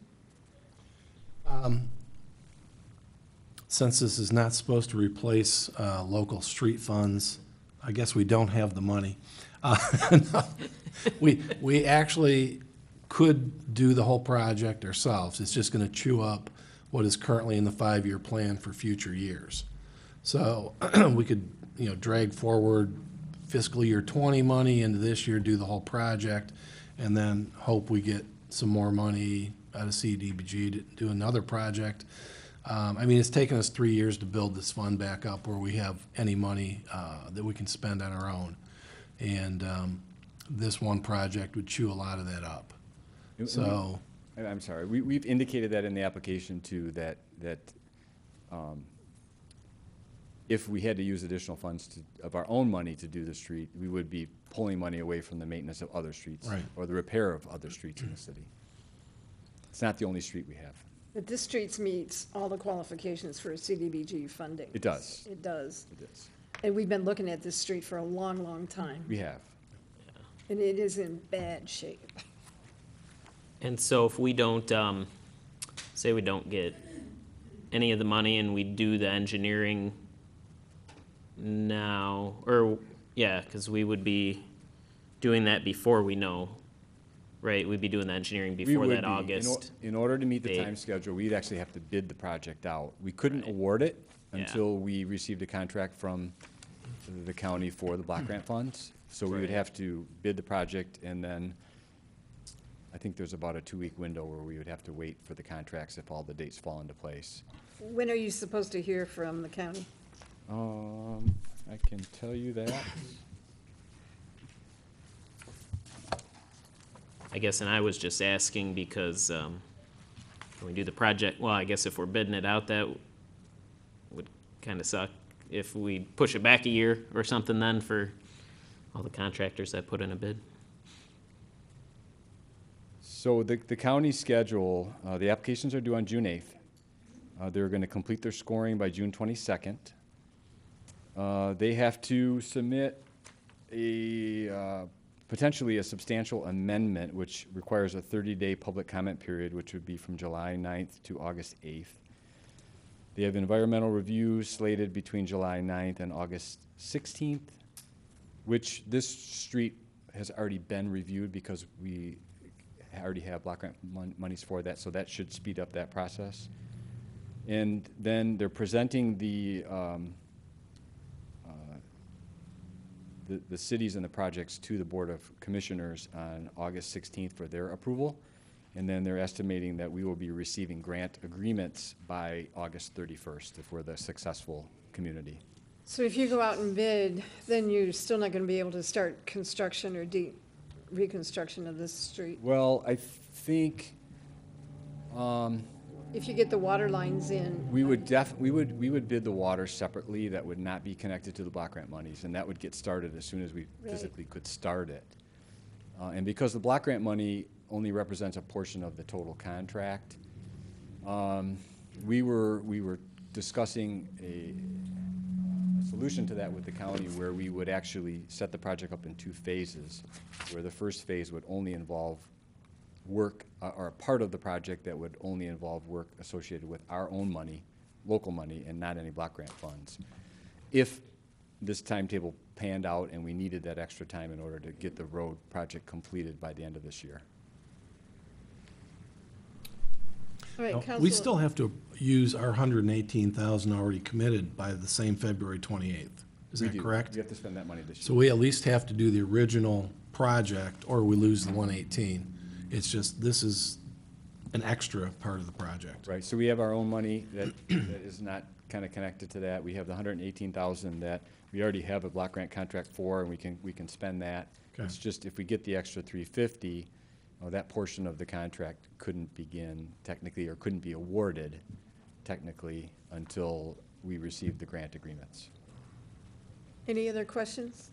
No. Do we have a motion?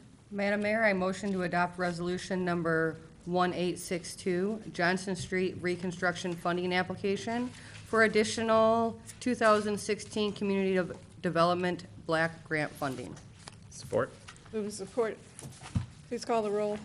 Councilmember Lucido? Yes. Councilmember DeMonico? Yes. Councilmember Kleinfeld? Yes. Councilmember Owens? Yes. Mayor Pixley? Yes. Thank you. And you're not leaving yet. Last one. The next item is also yours.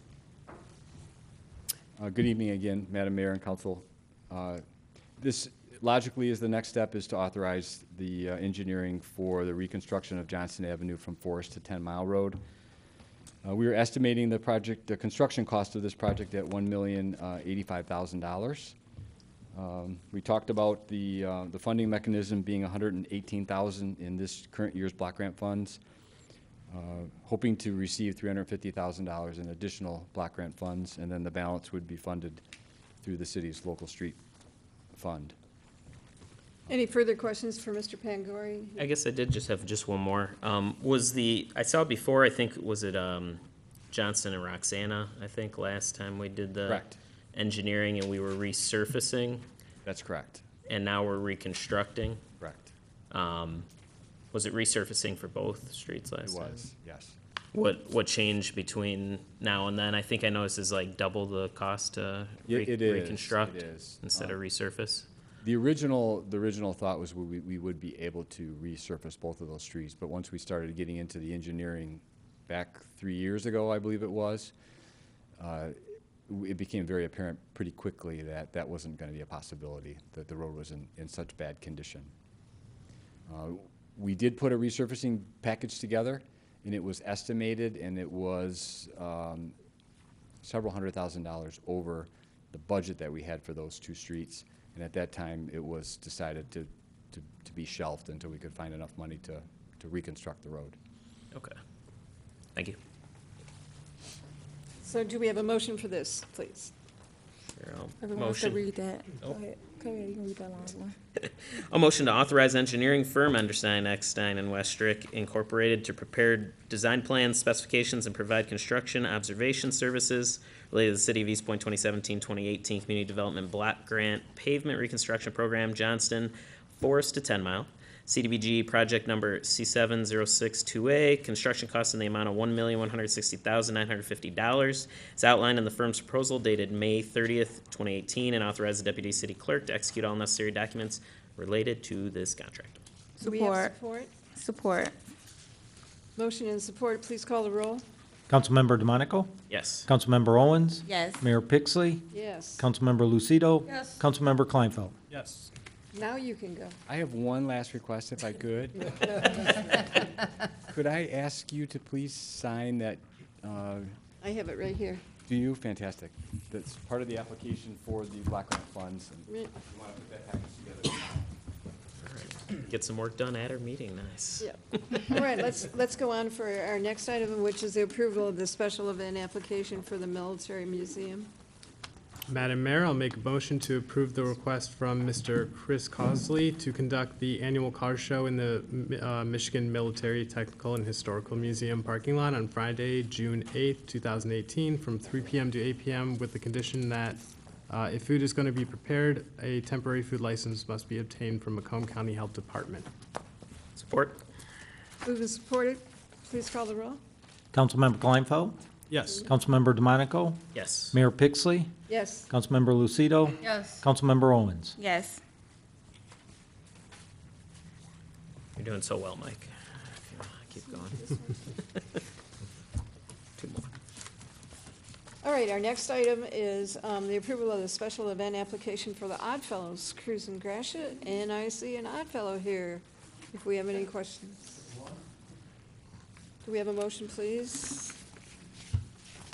Sure. Madam Mayor, I'll make the motion to approve the request from the Eastwood Oddfellows to conduct its 20th annual festival on June 15th and 16th, subject to the following conditions. First, the organization must obtain a letter of approval and insurance waiver for the use of the adjacent property, 23350 Gratiot. Second, the organization must obtain a permit from the building department for a 60 by 60-foot tent. Third, the organization must schedule an inspection with the building department and fire department for the tent. Fourth, the organization must provide a certificate of flammability for the tent. And fifth, Chapter 24 of the International Fire Code, as adopted, needs to be followed, as do fire extinguishers, egress, and crowd managers. Support. Moved and supported, any further questions? Would you like to say anything? Please call the roll. Does he want to say anything first? If you can. I'm just sorry that we are late getting this in. We had this stuff ready like a while ago, but we had some, our vice grant had a little bit of issues with the person with the city, so, but we would have had this a lot earlier than a week and a half, you know, from the site, the Gratiot cruise going on next weekend. So we're 20 years, we're with you guys too, so it's kind of, and we're also, we were honored, we were asked to sell T-shirts for the Gratiot cruise. Mr. Harvey Curley said we're going to have a little setup over on the side, in the front of our thing right here, right down the street. So we're going to be selling the Gratiot Cruise T-shirts also. And that permit is obtained through the cruise? Yes. Yeah. So you don't have to Right, yeah. obtain that additional permit? Yep, we've got all the. We're really glad to do that. Yeah, yeah, we were glad that you asked us. Yeah, we get a lot of people come through our festival over there, so it's nice, yeah. All right, so we still need to call the roll on this, right? Is that right? Yep. I'm signing papers, so. All right, please call the roll. Councilmember Kleinfeld? Yes. Councilmember Lucido? Yes. Councilmember DeMonico? Yes. Councilmember Owens? Yes. Mayor Pixley? Yes. We're If I could excited for you. maybe one more thing. Thank you for allowing us to serve the community after the Memorial Day Parade. It was really nice. We bought 320 hot dogs. The Knights of Columbus brought us tons of water, and the Military Museum donated chips, and we took care of the community. We only did maybe just under 200. I wish we could have got rid of all 320 hot dogs because we had to eat them afterwards. We were eating hot dogs all afternoon. But it was nice to see Councilman Owens. We met her for the first time there. She came over to us and talked to us for a little bit. So, yeah, thank you for asking us. We enjoyed doing it. So next time we'll have steak and you won't have any. We'll see what we can do. Thanks a lot. Thank you. Looking forward to the cruise. All right, and our next item relates to the cruise as well, and this is for Cloverleaf. So we need a motion for this one, please. I'll motion this one. This is really easy to read compared to everybody else's. I motion to approve the request for Mrs. Marie Guerrera to conduct various outdoor activities, bands, and dancers in their parking lot on June 16th, 2018, from 11 a.m. to 5 p.m. Support. Did you say the 15th, or it's the 16th, right? June 16th. Okay. All right. Moved and supported, please call the roll. Councilmember Owens? Yes, support. Councilmember DeMonico? Yes. Councilmember Lucido? Yes. Councilmember Kleinfeld? Yes. Mayor Pixley? Yes. So item H is the selection of the search form, and this is where you're taking your walk and you're going to be presenting the information. Is Yes, that right, ma'am. Mr. Altemus? Thank you, Madam Mayor, Mayor and Council. I sent you a very sizable package, I think, a couple weeks ago for your reading pleasure. As instructed to get this moving forward, I sent out 8 emails the following day trying to get recruitment centers and get information for you, so you had some proposals to look at for the search of our new city manager. Out of those 8, I got 4 returned, as you have them in front of you. I went through the process of looking at all 4. I put a little spreadsheet together to kind of give you the bullet points as I saw them, as far as information that I plucked out of those extensive proposals. Honestly, as I said in my memo to you folks, I believe you got 4 very qualified firms that gave you very good proposals. And sometimes, as always, it comes down to cost, but, through looking at bullet points, I gave you kind of my perspective on where that left us as far as, you know, which 2 I thought we should narrow down to, and from there I was going to let you folks have the discussion between yourselves on where you wanted to go. So council, anyone want to give an opinion on these? I had a question for you, Randy. With the, I'm looking at Amy Sale LLC. Now, the $5,000, does that have something to do with the next agenda item with the assessment? No, No? what that was, remember there was a discussion with Mr. Cotton and you folks that maybe they would provide as part of this whole process, leadership training once you made a selection. Council was okay to leave the option there if you wish to use it, or it's just something that we don't have to consider. I asked them to provide that information to you just in case you were interested. We don't have. So that doesn't have anything to do with assessment centers or the other recruitments that we're going to be doing.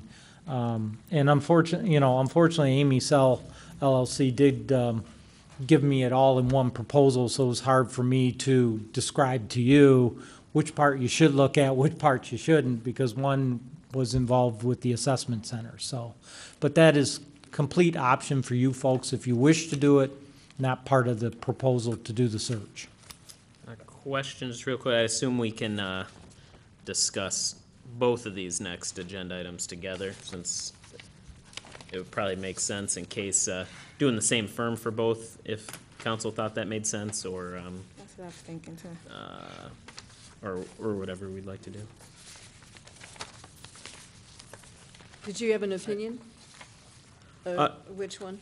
Sure. I think I was pretty impressed with Amy Sell, actually. And I guess if you add that 5,000 in, the prices are really, I mean, we're within, 4,000, less than 4,000 between the, or no, less than 5,000 between the lowest and the highest. If you include all of the options together, they all are around 20,000. But Amy Sell, I was impressed. They must have done some research on us, because they included something from our master plan in their proposal, and it seems very professional. But of course, then GovHR would be nice, because our city manager would be familiar with them. And then, I mean, I'm not interested in MML again. And then I thought the Slavin one is pretty good too. I don't know what the rest of council thought. Ms. Owens, did you have an opinion? I was looking at Amy Sale. I just want the question I asked Randy about the $5,000 to have that open for option for us if we wanted leadership training for our next city manager. That would be a good option to have. But I did have another question with the Gov, HR, and Slavin. At the bottom, it says recruitment guarantee for 2 years. Can you explain that?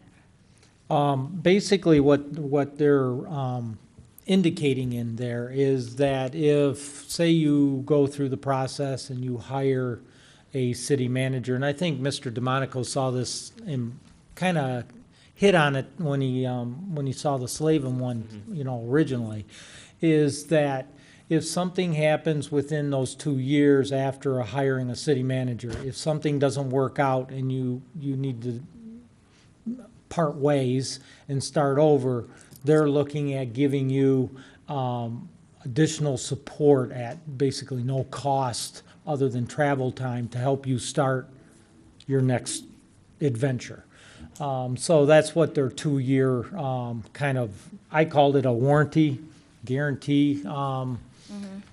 So that's what they're talking about there. And you had 2 firms that actually offered that proposal up, so. That's the only, I like having the guarantee, but at the same cost, Amy Sale did their research and it's a lower bid, so, and maybe use them for the assessment center too, so, it's my opinion. Mr. Kleinfeld, you look like you're ready to say something. Sure. I'm leaning toward GovHR. One, I was surprised that Amy Sell came in so low, because I think the amount that Holland spent was like 2 or 3 times that. If I remember correctly, but they're all pretty close to each other. But I think there's an added benefit with GovHR, because I'm happy with their proposal, and I actually think having Ryan here, even though he is staying out of this process, really puts him in a place where they will know more about what we're looking for than any other candidate can, because interviews aren't going to give you working at City Hall 3 days a week. So that was just something I was thinking. I thought that really puts him in a good place to communicate that to the company. Ms. Lucido? Yeah, I was leaning towards GovHR also, for the same purposes Mike mentioned, but also because of the 2-year guarantee. I think it's going to be very beneficial if something does happen to know that they'll help us with a search going forward. We don't have to pay this money again, within the next couple of years. And I also am very impressed, with their services that they offer and the information that they have provided us. Did you both think for the assessment center then too, stick with the same firm? Yes, I think it would be strange to split that. Right, yeah. I figured, just thought I'd ask. I would like to add too, their indication from GovHR is that since Mr. Cotton is on staff working with us, obviously the travel time expenses would be nothing. So, other than bringing the other gentleman that would be helping that they listed in the proposal. So, that will lower that cost. Yeah, because it also. says not to exceed 4,500. Yeah. So I guess you could, yeah, it could be a decent chunk then, you're saying. And my personal thing is, I really did like GovHR as well. I think a lot of it is because I've kind of been watching some of the candidates as they go into other locations, and I think the quality candidates that I've seen have come from GovHR. I liked Amy, but I think their time of duration is not nearly as long as the record that GovHR has. So for that reason, and the others that were already mentioned, I like GovHR. So I guess we need to make a motion. Did we have a written one? I don't know what happened. Well, I will move to approve the GovHR proposal to provide assistance in conducting the city manager search, as well as the assessment centers for the department head positions, and authorize the deputy city clerk to execute all documents necessary to the proposals. Do we have support? Moved and supported. Please call the roll. Councilmember Kleinfeld? Yes. Councilmember Lucido? Yes. Councilmember Owens? Yes. Mayor Pixley? Yes. Councilmember DeMonico? Yes. All right, is somebody going to bring Mr. Cotton back, or is Mr. Altimus him going out to take there. over the next meeting, the next item? Well, we can go on, probably won't. because, Mr. Kleinfeld, you were the one that developed this, resolution, so we can go on and have you discuss the resolution. Yes, I mean, it's a long meeting, so I'll be brief. The county passed a resolution, also earlier in the month, opposing these House bills that would essentially overturn one of our ordinances. I think it's important to speak up, and, you know, we took the time to consider and determine what animal, humane pet acquisition ordinance would reflect the values of our city, so I think that we should voice that we would not want that overturned. Any further discussion on this? I think we're all in unison. All right, do you want to make a motion? Sure.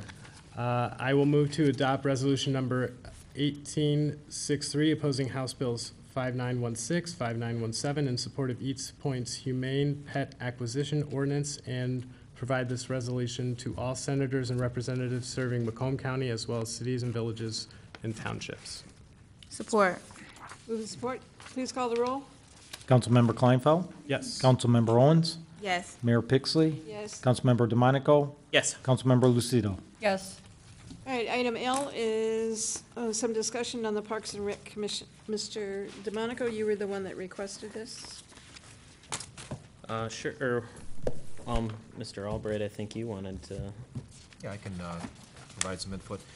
Madam Mayor, members of council, myself and Mr. Marucci have gone over the current Parks and Recreation Commission ordinance, which is presently on the city ordinance books, and we went through that and made some revisions. Those revisions have been approved by Mr. Altimus, and I have circulated a copy of the old ordinance with the read-out lines and the proposed new ordinance. It cuts down substantially the current sections in there, and there are now, there would now be, under the new commission, it would be retitled the Parks Commission as opposed to the Parks and Recreation Commission. And there would be 3 sections. The first would be the establishment, membership, terms, vacancy, and removals. It would provide for a commission consisting of 7 residents of the city. In addition, there would be 1 member from the school board, and also from, there would be a city council person liaison that would also serve. But then the other section would be setting forth officers and rules, and finally the powers of the commission, which would be set forth in the ordinance too. And it would be a recommending body making recommendations to the city council for approval. Yeah, if I could address Mr. Creech's concern, it'd be like any of the other boards or commissions. The part we, X'd out, I think is maybe what you were getting at when hearing of the public, is just that the commission wouldn't have its own budget. You just recommend, like Planning Commission does, beautification, recommend to the city council, and we approve budget items. So, like, I guess, for example, we just did the 211,000 in the budget. You guys come up with a plan suggested to us, just like we would with a planning commission, site plan or something like that. I believe that was the same way that the previous commission functioned, is that they made recommendations back to the city council. Sure, there was just like a section for budget though in here. They had a section for budget, but they didn't spend it. It had to, whatever you do, it still had to be approved by council. Right, yeah, it kind of just sounds, like that's not what it is, yeah.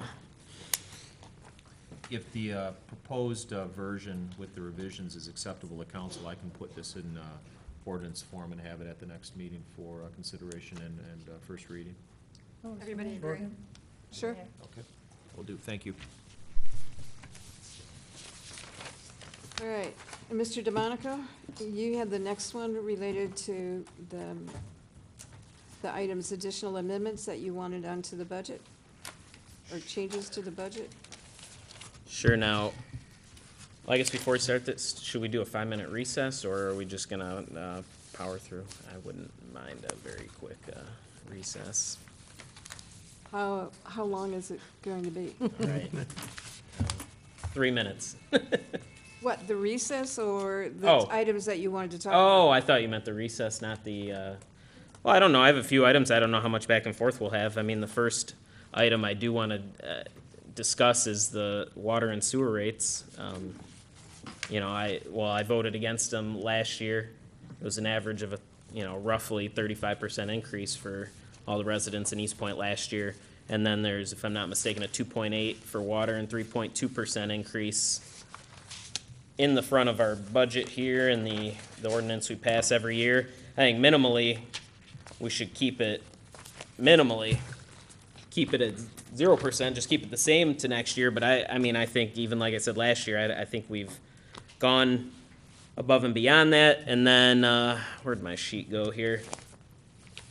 I don't know if Mr. Blum, if you wanted, I see that at the end of our current fiscal year, so the first year that we had the larger increase on water and sewer, we're going to have a $2.9 million surplus for water and sewer this year, and then it'd be $3.2 million for the budget that we currently just passed, which I think is roughly, probably not too much different than the increase, the amount of the increase. And again, that's because you're looking at water sewer, that's an enterprise fund, and the accounting for that is different. That's not a general fund balance that you're accustomed to seeing. That is not surplus within the fund. We're gonna be spending $4 million in capital that's not reflected in that change, because that ends up becoming an asset that gets depreciated over 40 years. So you have, when the rates are set, it's set based on the cash requirements. It has nothing to do with that fund, change in fund balance or change in retained earnings technically. That's just an accounting number at the end of the year. And you actually have to look at cash flow. And the rates are set to produce enough cash to pay the bills during the fiscal year. Are you looking at the line item or Yeah, the line item. what page? Page 46. Thank you. I mean, I see, you said 4 million and, I see 1.8 million in system improvements. So where would this magic 4 million be? You're looking at the detail? Okay. You have Is he also talking- 2,030,000 in water sewer, The line. or sewer, I should say. Called system improvements. You have 1,920,000 in water. And then what you see then is that fixed asset capitalization as a negative expense, because that's not, it's an expenditure of funds, but from an accounting perspective, it's not an expenditure at the end of the year because all of that spending becomes a fixed asset. It ends up on the balance sheet. It's not in the revenue and expenditure when everything's said and done. And that's why looking at water sewer, because it's accounted for as an enterprise fund, it's a lot different. I mean, we have, we don't budget for, we budget for the pension allocation, which is actually money that will be sent to MERS. We don't budget for, there's another line item called pension or retirement, something like that. That's the accounting adjustment we have to make every year based on the unfunded pension liability. It's not a cash impact. It ends up on the balance sheet, but it has to be in the, at the end of the year, it's an expenditure. From a budget perspective, it's not a budgeted item because you never know, well, you can't budget for one of those calculations. So there's a lot of differences between an enterprise fund and the normal funds that you're accustomed to seeing. So again, the rates are set based on the cash needs of the fund and have nothing to do with the overall expenditures. I know I've broken that down before, showing operational cost and cash or revenue generation. That's looking at it from a cash flow perspective, and it excludes all of the non-cash impacts to the water sewer fund. So in addition to that, the water rates that we get from GLWA, from the other places, Chapter 20 are the county expenses, but we also have water expenses for drain and sewer. The sanitary district, yes. Right, so what is the percentage of that increment with, from GLWA? GLWA, we were able to keep that down to 1.4, I think, because we changed our peak hours and max day, or whatever the terms are. So that was a slight increase there. The sanitary district on the sewer side is a 5% increase, along with, you know, all the other increases in operational cost. But with us changing the shut-off policy, it's gonna save us some money, so is there any chance that that might help balance it out so we don't have to raise rates again?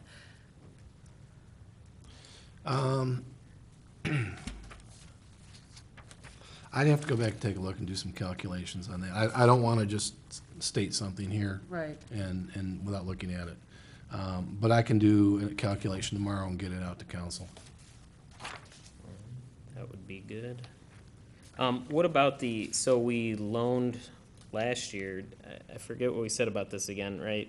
Like, it was 3 or 4 million was loaned to the water sewer fund. Where's that getting paid back? That's with us not doing as much capital projects in this current fiscal year. So the rates went up to cover all the shortfalls from the prior years. We, the last I looked, and we just got the county delinquent tax check in, and that's not posted yet. That $4.2 million cash deficit is down to a $1.7 million cash deficit. The county delinquencies is probably another $600,000, and the anticipation is by June 30th that we will be nearing a zero deficit on the cash side for water sewer, which is why then we're able to proceed with new projects for next fiscal year. Yeah, so then between that being paid off and, I mean, we just do, I mean, it'd be great to do 100 million in projects every year, but we do a little less. We could keep the rates on. I mean, there's always going to be improvements, right, on the water and sewer fund. I just feel like I don't know why we needed to jump it so high so quickly. That's all. Well, because we weren't covering our operational cost. And again, I put the schedule out, showed for 4 years in a row, the rates were not high enough to cover the operational cost, which is what built up the $4 million deficit. So we're just now getting the rates, or this current fiscal year, we got the rates in line with what it really costs to run the water sewer operations, exclusive of any capital. That's just, the rates are just covering operations. I mean, I know when I was first on council, we talked about refunding people from the water sewer fund because we had more money in it than we needed. So it just, Well, that when you was- say it's been for a year, I recall this, you I know, recall the conversation, it was crazy talk then, and it's crazy talk now. right, but between then and now, I don't see how we've been for years and years and years. It's only at maximum like 3 years then. If, you know, playing catch up or whatever, we were broken even 3 years ago. Right? Well, what was happening is we were spending the capital money at the same time the rates weren't covering the operational costs, which was creating the deficit. And again, we were always getting information after the budget and the rates were set, so we didn't have the opportunity to, and basically last year again, or this current fiscal year is a catch-up year to get, it's not even making up the deficit for the prior years, it's just getting rates in line with what's necessary to cover the operating cost. And the operating costs are still going up this year. Well, so, okay, so we'll get your analysis, but then, so say we don't need to increase any rates, are we going to just, motion that at, next meeting then, or we could prepare two separate ordinances or something then, one with the, if it does come out favorable, I would think, cause, I mean, of course, we're running out of time, and I don't wanna just run out of time and vote on something. You know, Well, you Council- can't really deliberate through email, right. so I'm not sure how we're gonna handle this. It's what, I think it's what, like 2 point, I forget what you said, Cardy. I think it's 2.8 for water and 3.2 for sewer, I think. Sounds right. 2.9 for water and 3.3 for sewer, I thought it was. I thought the blended rate Page came in at 132. 3.2. Yeah, 2.9% and 3.3%. Okay.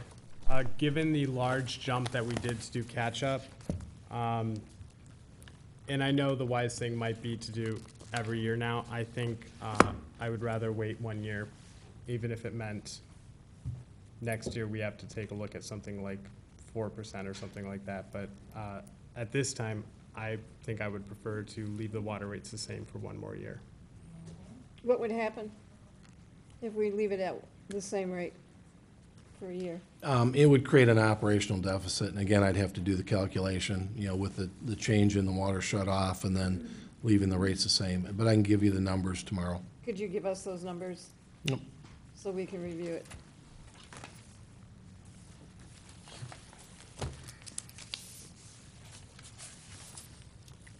And I'm not sure if, you know, you're actually able to calculate before we stop doing the water shut-offs and the small measures. Estimate on that, Yeah. estimation. Oh, yeah. But, you It'll know, be based maybe- on historical trends and everything. But yeah. Maybe it can, you know, help. So, What be an what idea. would we do if you didn't put the increase through, and then you had operational deficits? Where would that money come from then to match the Well, operational deficit? we'd have to cut down on the capital projects to Again. make up that difference, and then, you know, double the increase a year from now. I mean, it's not like this is gonna be something that is gonna stay static. So it's a 1-year fix, 1 year fixed, but then the following year you'd have to double up. because there's gonna be cost increases every year. Madam Mayor, members of council, the utility rate structure is a science. There are engineers that specialize in this, and I suspect that everything that Finance Director Blum has said is correct. I suspect that the experts in this field would probably suggest that you allocate even higher rate increases for even greater capital improvements, because they know that everything's deteriorating as we speak, and eventually we have water line breaks. So, for example, the 30 water line breaks estimated, and there were 48 the year before and 26 before that. That's multiple times more than what you can achieve when you do make all the investments necessary. So I just want to say 2 points then. The increases are not extreme. I would highly recommend that you do some increase because you'll have a catch-up. It might be money well spent to put $10,000 aside to do a rate study, and just don't take our word for it. You know, ask someone who does this for a living and see what they say. And that would be for next year, of course.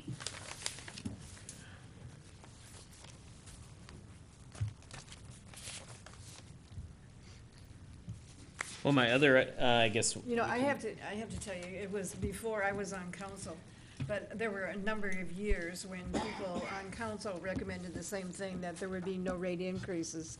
And then all of a sudden, the world was falling apart, the ceiling was falling in, and they needed money right away.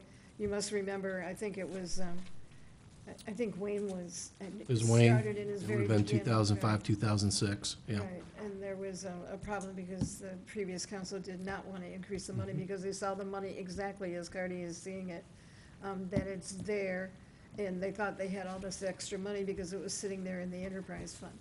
But it wasn't operational, and that became the real problem, so it was, I think it was 2005, we had to increase it dramatically, or else we weren't going to have any supply at all. Mhm. so, other item was in the motor pool fund, we had money set aside for, vehicles. I think, we- Code enforcement and one pickup truck for DPW. right, and did we find out how many, miles, yeah, and the DPW pickup, I think I'm less concerned about that part. There's 25 for that, and then 120 for the pool vehicles, or the code enforcement vehicles. Yeah, how many miles, I think we were guessing last time, did you run outside and look? Sorry. No, I did not. How long have we had those again? What was the, We got them in April of 2014. yeah, The plan had been to turn them over every 3 years, so they were always under warranty. So we're already past the original intended turnover. right, sure, but I think we were talking 15 or even 30,000 miles on these cars. I can't imagine a cost-value analysis that'd be worth more to go buy new ones than to just use them for another 3 or something like that. That's always an option. Yeah, how much did we spend in repairs on those cars last year? Do you have an estimation? While they were still under warranty. I mean, right now, they're only getting oil changes and occasional There's tires. been no real issues with them, though. Not as yet, far. no. So waiting until we start having issues with them. Yeah, I mean, I'd still like to get rid of the Charger. Maybe we buy one. One code enforcement and one Yeah. pickup truck? All right, so 120 to 20, is that? Yeah. Okay. All right, is that, we'll do that then? Does that sound good to everybody? That's fine. Nice. Well, actually, I see we had 100 next year too. I mean, that would be for next year, but was that, how many do we have again? We have, Well, we've got the 8 Fiestas, the 1 Charger, and then the 1 new transit van that we got. So the idea was that we would do the Charger and 4 Fiestas 1 year, and then the other 4 Fiestas the next year. Well, I think we should wait to decide on that till next year, too. 30,000 apiece? No way. They should be, well, we were looking to go up to a little bit bigger vehicle. Some of the larger gentlemen in code enforcement don't appreciate our Fiestas. This was a total of 5 code enforcement vehicles for $120,000, it says. Oh. Yeah. it should Oh, be wait, that'd like be. 20 grand apiece. It'd be a little, yeah. Be like Little less 24. than that. Well, because one's a Charger, right, and one, Well, we don't have to be replacing it with a Charger. No, though. right, we just want to get rid of the old Charger 24 and, each. yeah. oh, so just 4 Fiestas each year, you said then? Sorry, is that what you said? Or 5 and 4? It was 5 and 4. Oh, was the okay. plan. Sorry. Now, what's the pickup truck used for now? 10 Mile over at DPW. We normally buy a new pickup truck for the supervisor or director, whoever happens to be there, and then we just shuffle all the vehicles down and get rid of the oldest, dumpiest one, and, you know, the supervisor always gets a new one because they don't abuse it as much as the laborers, so. What do you think we really need them? Because if they were under warranty, they're in good shape, like right now. Oh, we haven't had a new vehicle at 10 Mile in probably 5 years now. I'm talking about the code enforcement cars. Okay. So do you think we can do another 3 years if they have they got like 20,000 miles on them? That's what we were just Right. saying. Yeah. We're only gonna replace one of them, the oldest one, the Charger. The rest of them, we're gonna keep the Fiestas. So we just doing one? Replace the Charger with one Fiesta, right? That's what we're saying. Oh, I don't even know. And then the just Fiesta, push. But You something don't too? similar. Or, yeah, whatever, a smaller car. Sorry, what'd you say? So we're just doing the Charger, right? And that's it? And the pickup pickup truck. truck. And the pickup truck, okay. And then I'd say we just push back the rest of that amount a couple fiscal years or something and then revisit it then. Well, I mean, unless we start with major issues next year, I guess we can revisit it next year budget. Revisit it next year. Yeah. Sure. Okay. Randy Altomist, are you the one who typically lines up all these types of purchases and such? I work with with each of the directors. We go through state purchase to purchase, vehicles, so we'll go out. What we normally do is get the list of vehicles from the state and then go out and pick from that list. Most of the time, it's like a 50-page document, so. I just wasn't sure if you had a master plan. We were just, you might want to chime in on or something. Oh, well, we'll next year, we're going through and inventorying everything, so you're gonna have a substantially more in-depth list for next year. That's one of our goals for this coming year, so we'll have all the vehicles on there. So the pickup truck and the Charger, we do sell those, correct? Yeah, well, yes, Or do we take we them to auction another- them off. We take we them do? to an auction. Or do we look at other departments that may need them? Do we do that first? We do, depending on the needs of that department. In some cases, like the Charger, it's probably met its useful life after the police get done with it. Yeah. And quite honestly, as you know, with police packages and vehicles, driving them around in local streets, wear and tears on them even worse. The pickup trucks, usually by the time we get rid of them, we look like Fred Flintstone with the bottoms rusting right out and by the time we get rid of a truck. So it's beat up pretty good. But we try to utilize them if we find another purpose for them. Otherwise, we auction them off. Okay. And then I guess next, the pavement markings, I know we talked about that somewhat recently. And it seemed like we had a few streets on there that we didn't need to visit. What were we planning on marking with the 222 here? Well, I guess between this year and next year, we have 445.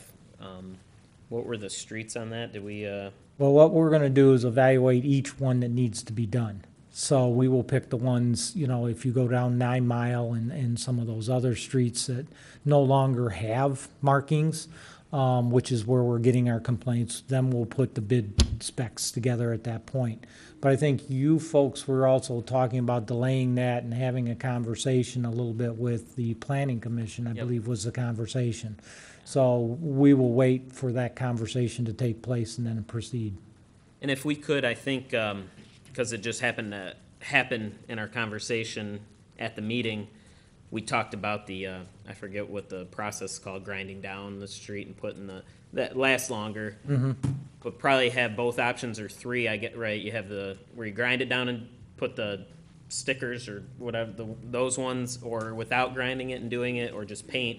I mean, because 9 Mile probably makes sense to just do paint for now, because we're going to need, I think, many, many years down, well, not many years, but I guess it depends on when we're planning on redoing that street. Correct. We don't want to put the ground down ones in and then Right. dig it up 2 years later. Yeah, we'll put a division several divisions in there, and we'll reevaluate based on conversation that takes place. Okay, So we'll go from there based on your direction. okay.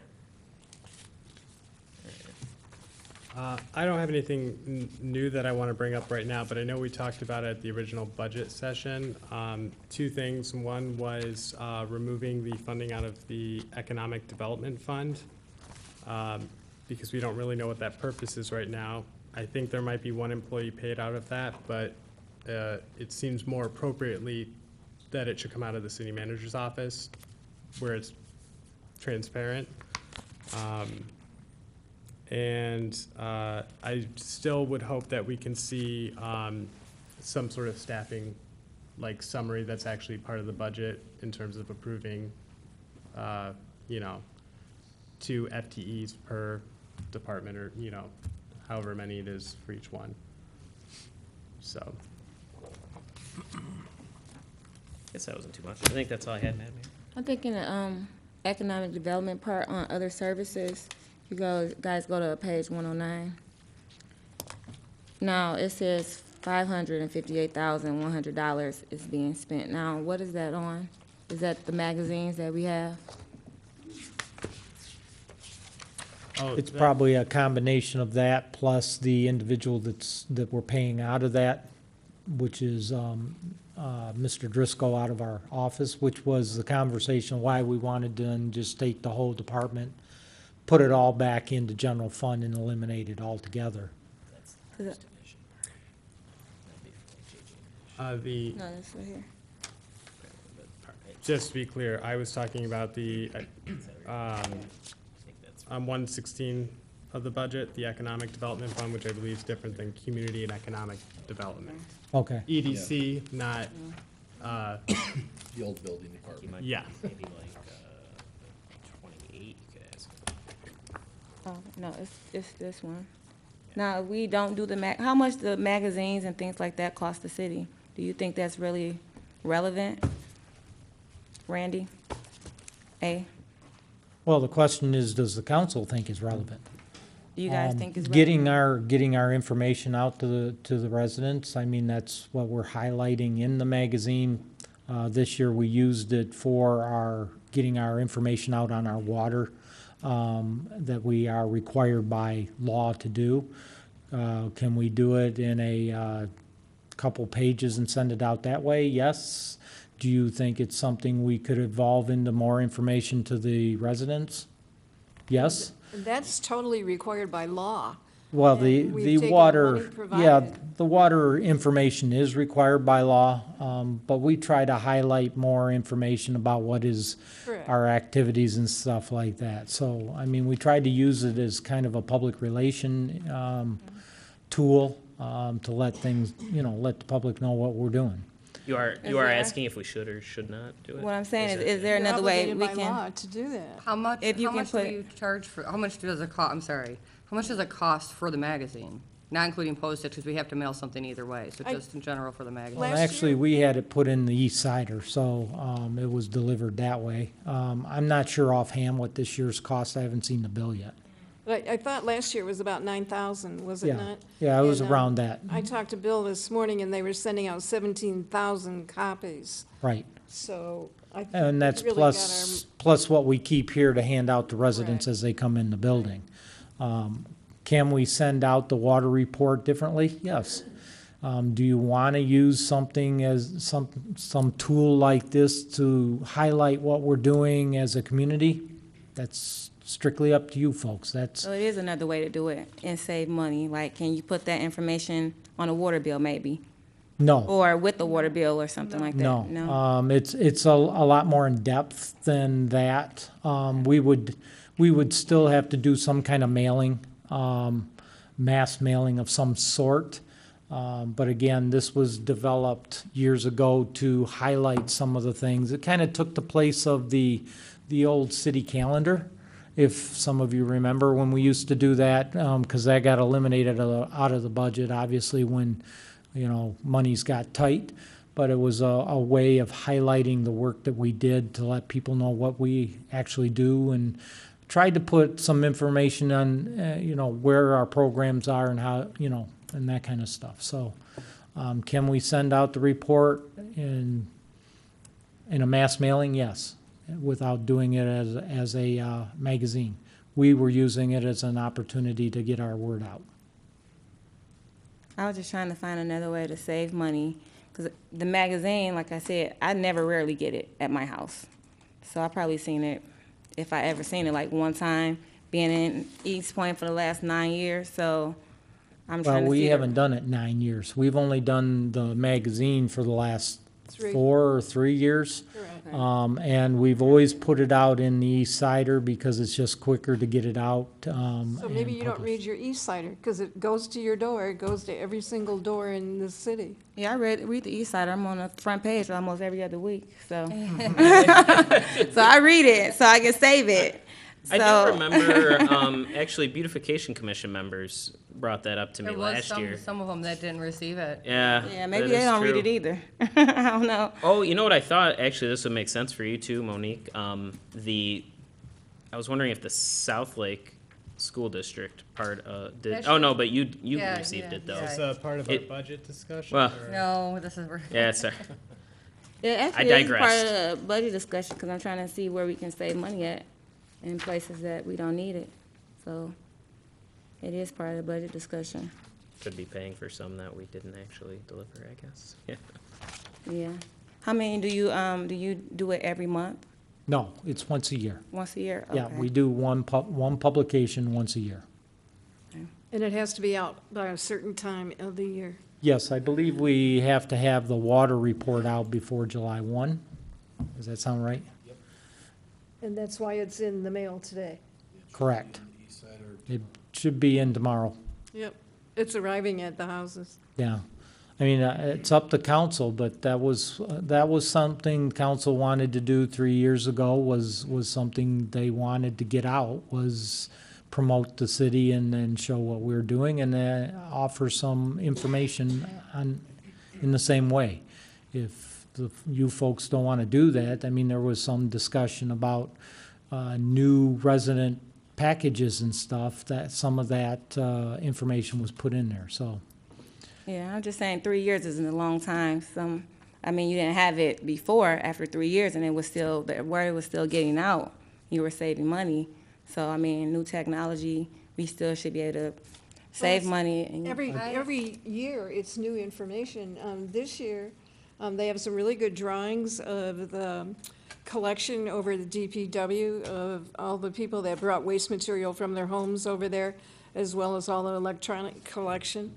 There's a great deal of information in it. It's available in the city manager's office this morning. I think for the cost is somewhat minimal.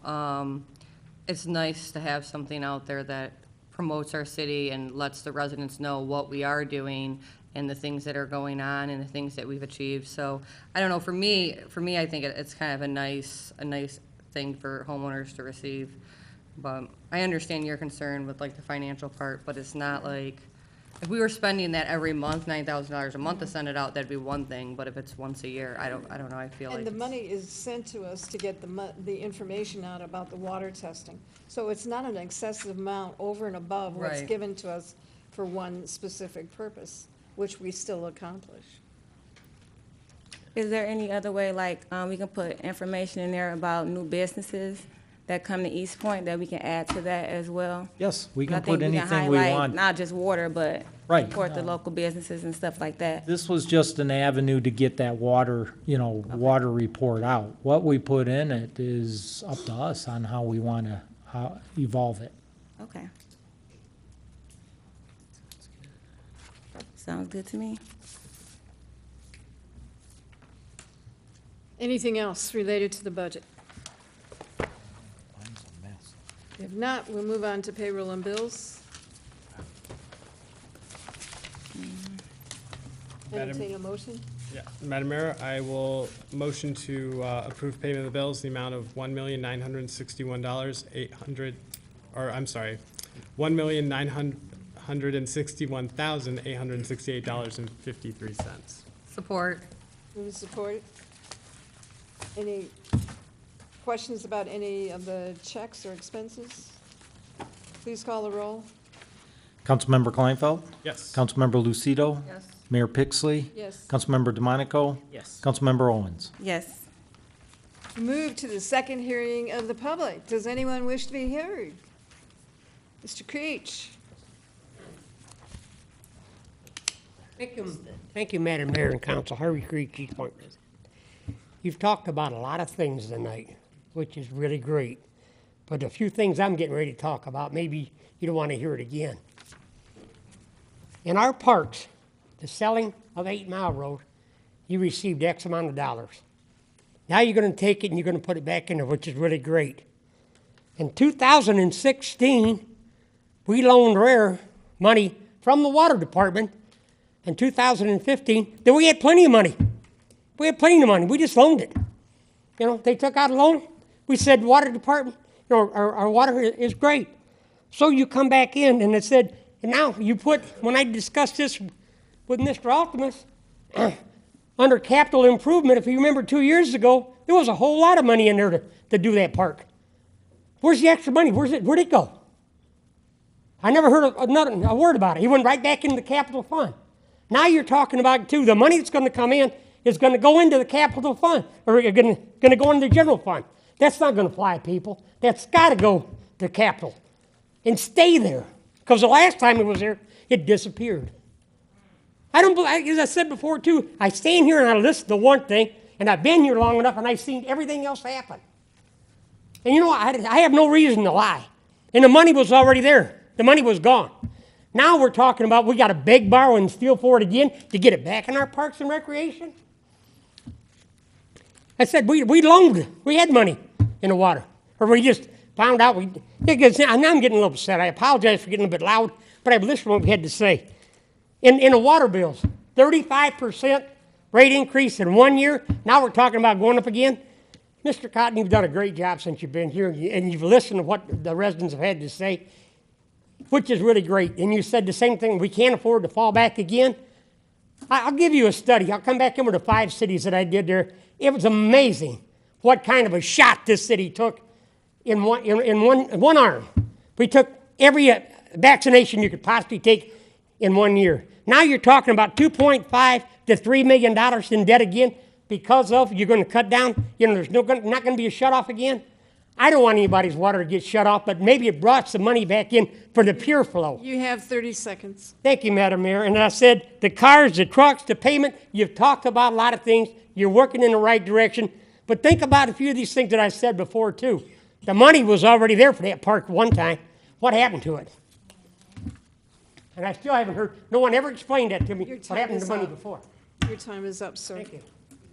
Anyone else wish to be heard? Mr. Lubeck.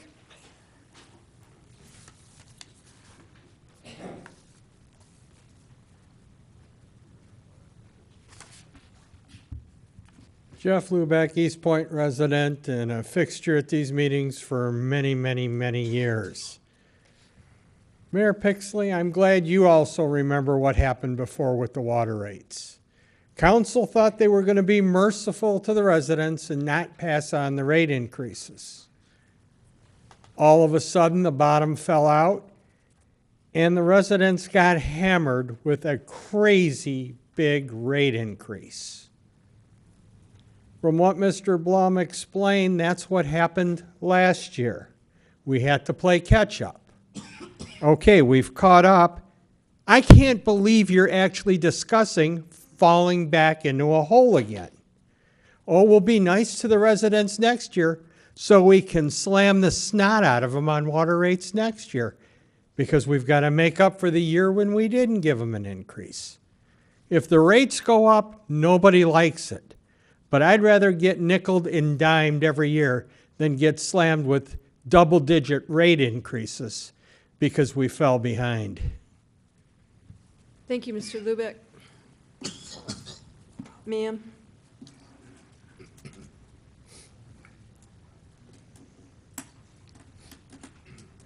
Good evening, Mayor. Good evening, Please City state your Council. My name. name is Tonya Gladney. Let's talk about this water bill. And I hear so many different views on this. Just last year, I remember you saying, Mayor, that the reason why the water bill increase was due to the city of Detroit increasing a tax or hiking something from the city of Detroit. The water bill is extremely high. I am one of those homeowners who received the letters of a shutoff. I've been out here since 2007, 2008. And I do remember the time where the city of Eastpointe would refuse to shut off water. Now we have it as an increase since 2011, courtesy from the city that you do give a 30-day, for example, your bill is $400, you have a certain amount, $100 within the 21st, because every time I receive a shut off, it's always before the 21st of each month. You can send that bill 1 week before the 21st, but you want your money by the 21st.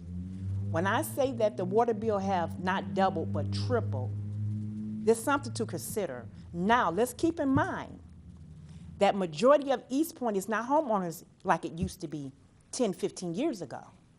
And the homeowners that we still have here was majority of senior citizens.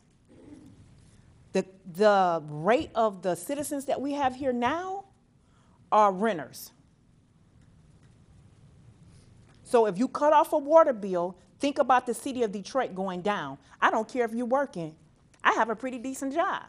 I make decent money. And I'm quite sure my neighbor might not. You all have to take in consideration everyone that's still left out here.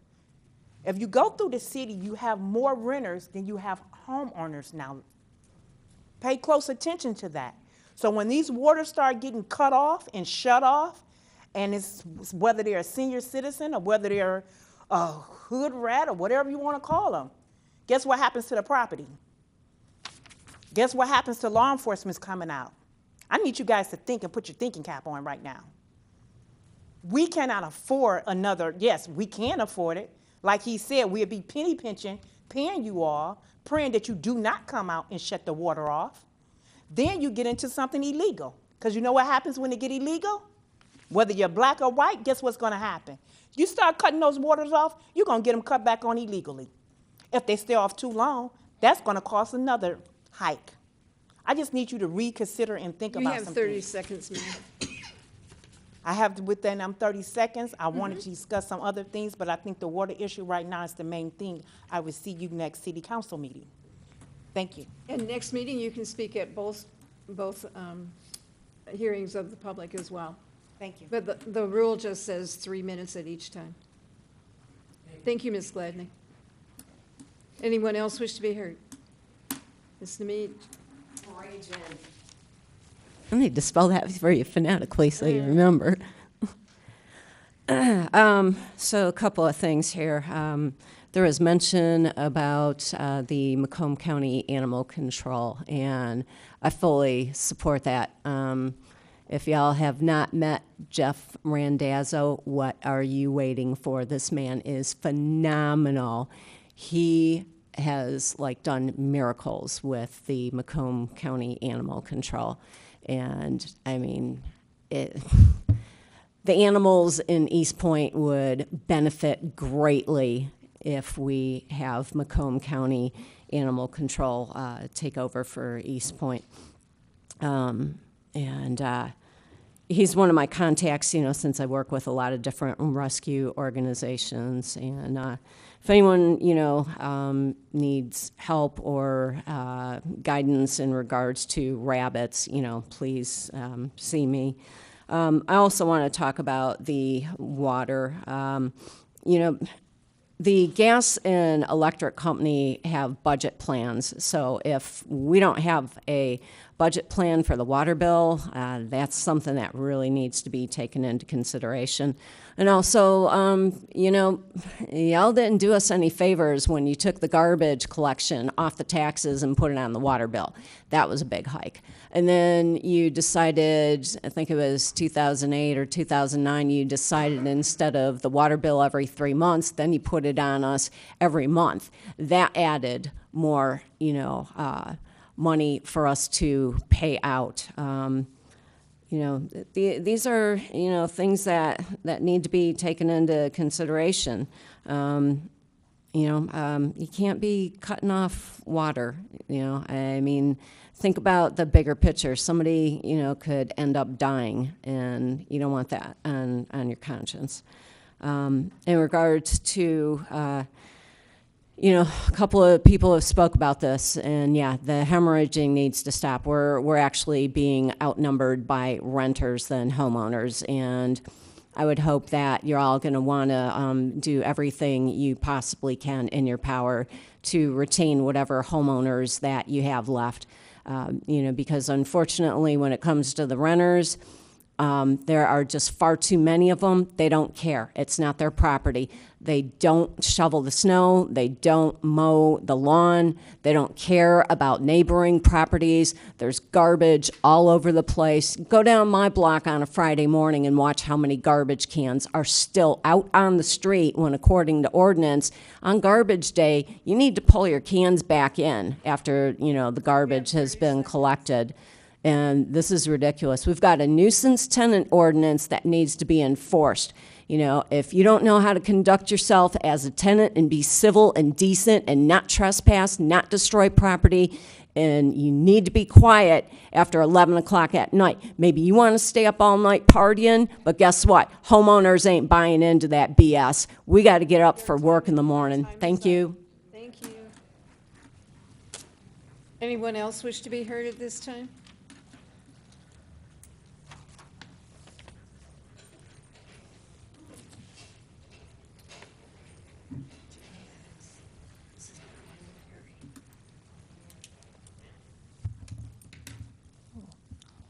Good evening, Marilyn from Eastpointe. I've been here for 6 years.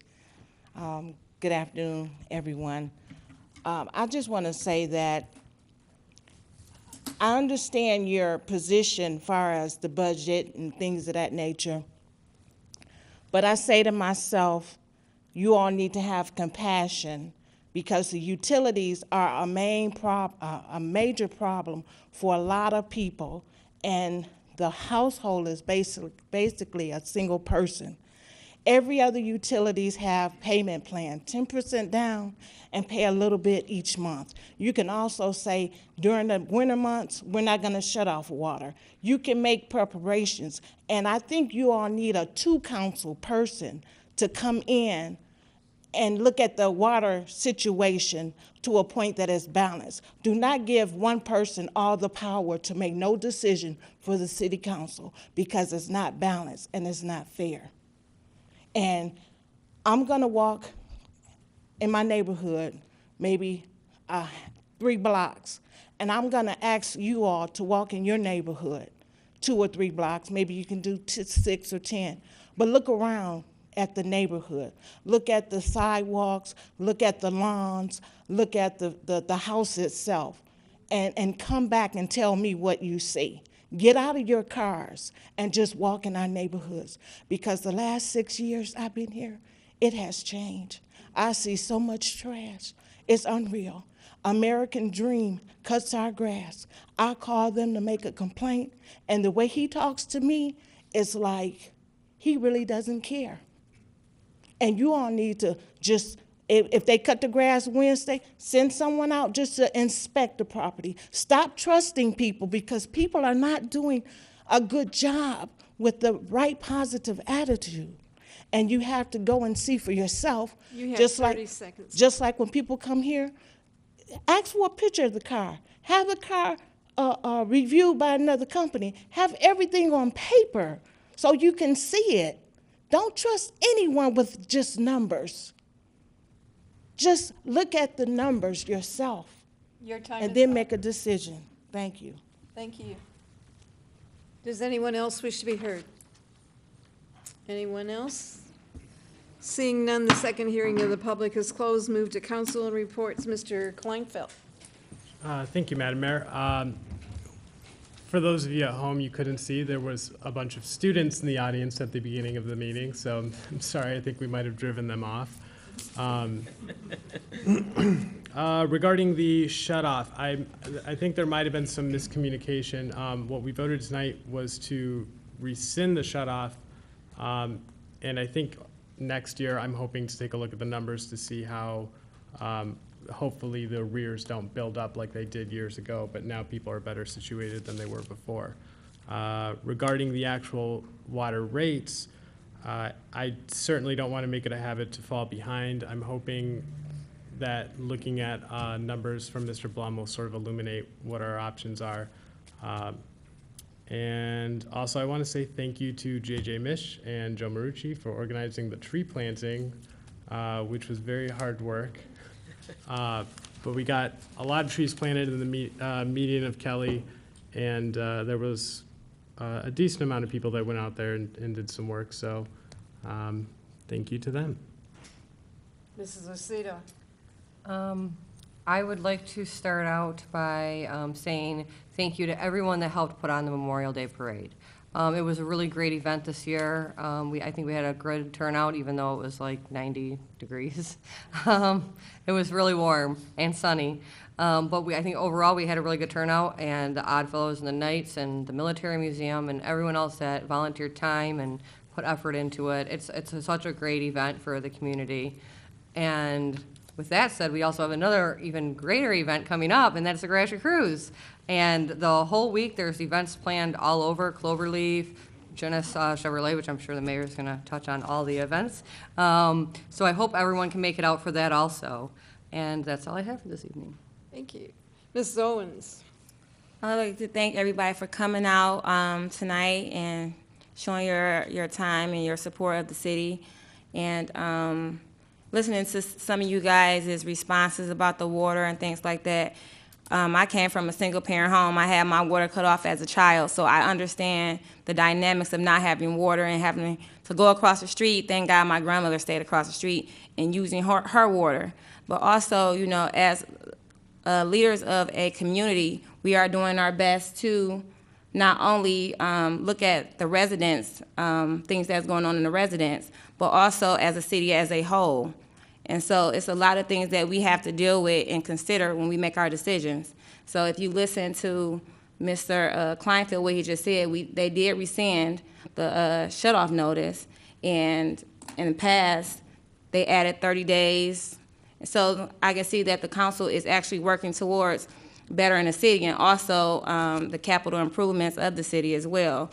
So also looking at I think we were talking about the water rates and also GLW. I do agree with some of you guys with the trash.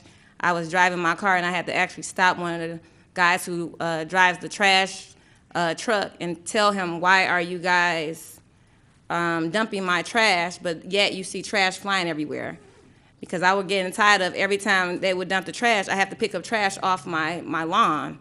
And so that is one thing we do need to do, is talk to GLW and talk to them about their employees, because I shouldn't have to keep picking trash up off my grass, and because they're not doing a job. So I asked him next time he does that, can he pick it up and things like that. I told him who I was, and I think telling him who I was kind of opened his mind, like, whoa, let me think about my job a little bit.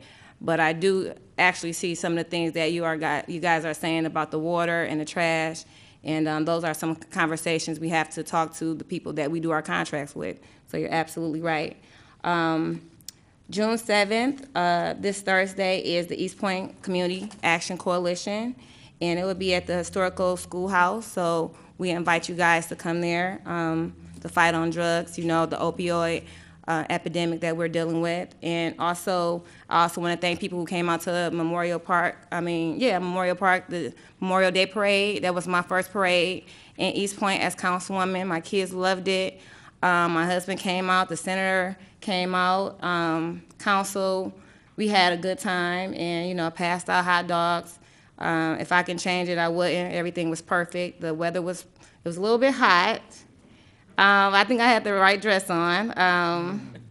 But everybody came out, supported. I love to see that the city came out. I didn't know it was going to be that many people that came out to support the parade. So I just loved it. My kids loved passing out the candy. it was a beautiful time in Eastpointe. And so please continue to come out. If you don't like seeing trash in your neighborhood, we just had a trash pickup that Eastpointe did. Come out and support us when we do stuff in the city. You know, we do love to hear the complaints so we can fix it, but also we love to see you come out and not complain and help us when we do clean up, because there was council members out there, we were cleaning up. We want to see more residents come out, not only on city hall meetings to complain, but come out and help us build our city to what you want to see it to be. That's all I have. Mr. DeMonico? Thanks, Madam Mayor.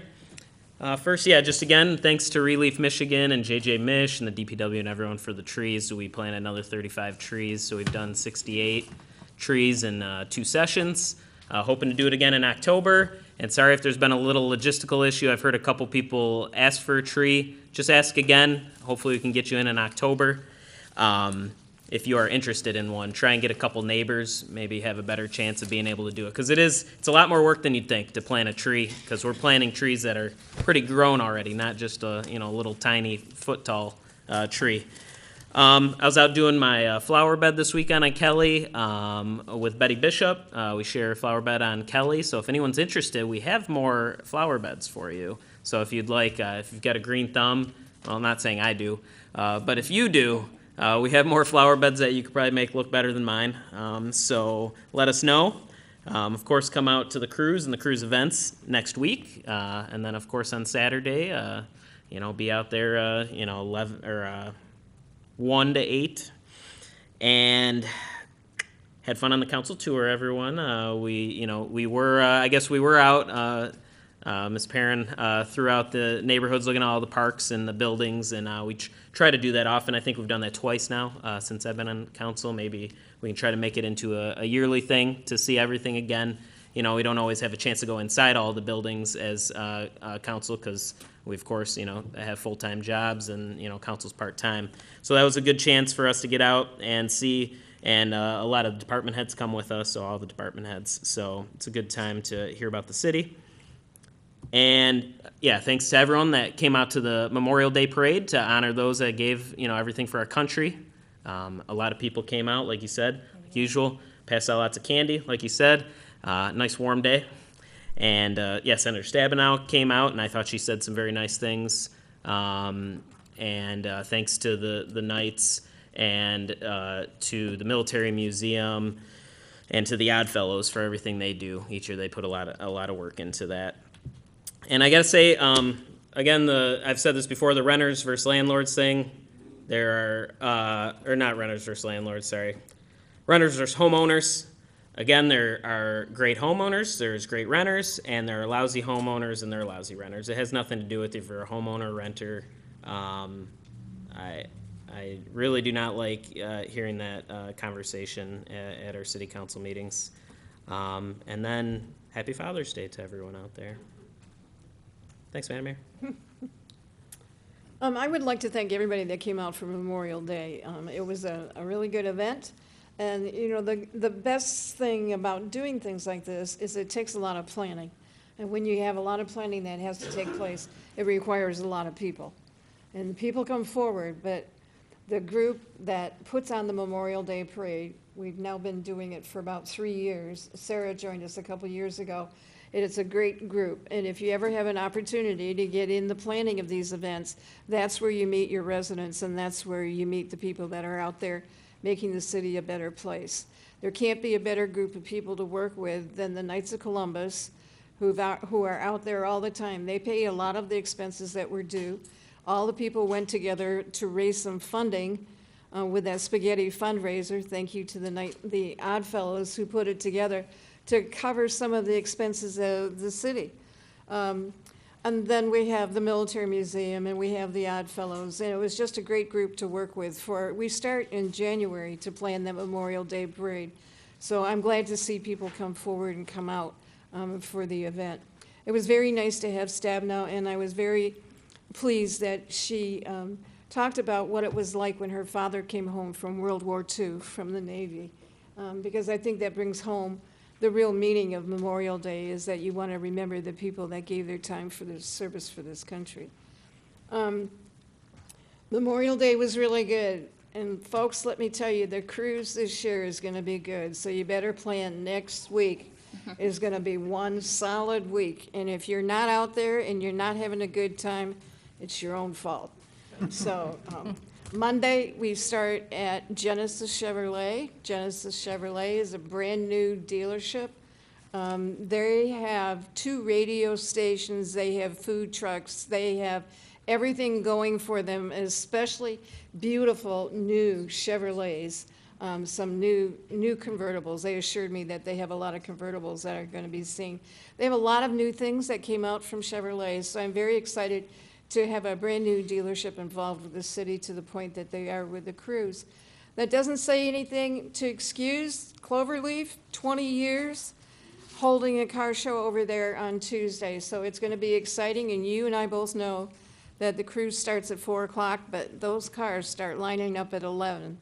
So it's a great day on Tuesday over at Cloverleaf and our own AEW. Mr. Pangori, who was here, they're sponsoring that car show on that day. Wednesdays at First State Bank, and Thursday is going to be up at Villa. Friday is a new group called Bartech, who is sponsoring the car show over at the high school on Friday. And then Axo Nobel, who is the car paint company, will sponsor the one on Saturday over here at the high school. But we also have car show Saturday up at Genesis, Saturday at Cloverleaf.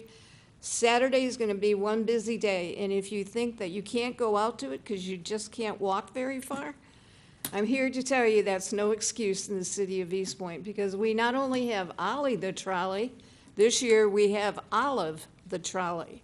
So in one group, the Tiger Cats are going to be riding in one of the trolleys during the parade, and the other one, the Vets group, is going to be riding in that trolley. So it's going to be a very exciting time. This is our big event in the city of Eastpointe. And even the man that plans the St. Clair Shores Memorial Day Parade told me today he's bringing his 86-year-old mother over to Eastpointe because Eastpointe knows how to put on a good cruise. Thank you, Mr. Rosella. I'll entertain a motion to go into closed session, please. Madam Mayor, I'll make a motion to go into closed session for pending litigation and employee evaluation. Support. Move and support. Please call the roll. Councilmember Kleinfeld? Support. Councilmember Lucido? Yes. Councilmember DeMonico? Yes. Councilmember Owens? Yes. Mayor Pixley? Yes. And we can take 5 minutes now, Cardi. Thank you. Meeting starts at 10:15. I think Cardi mentioned that so we could sign all those kids out of here.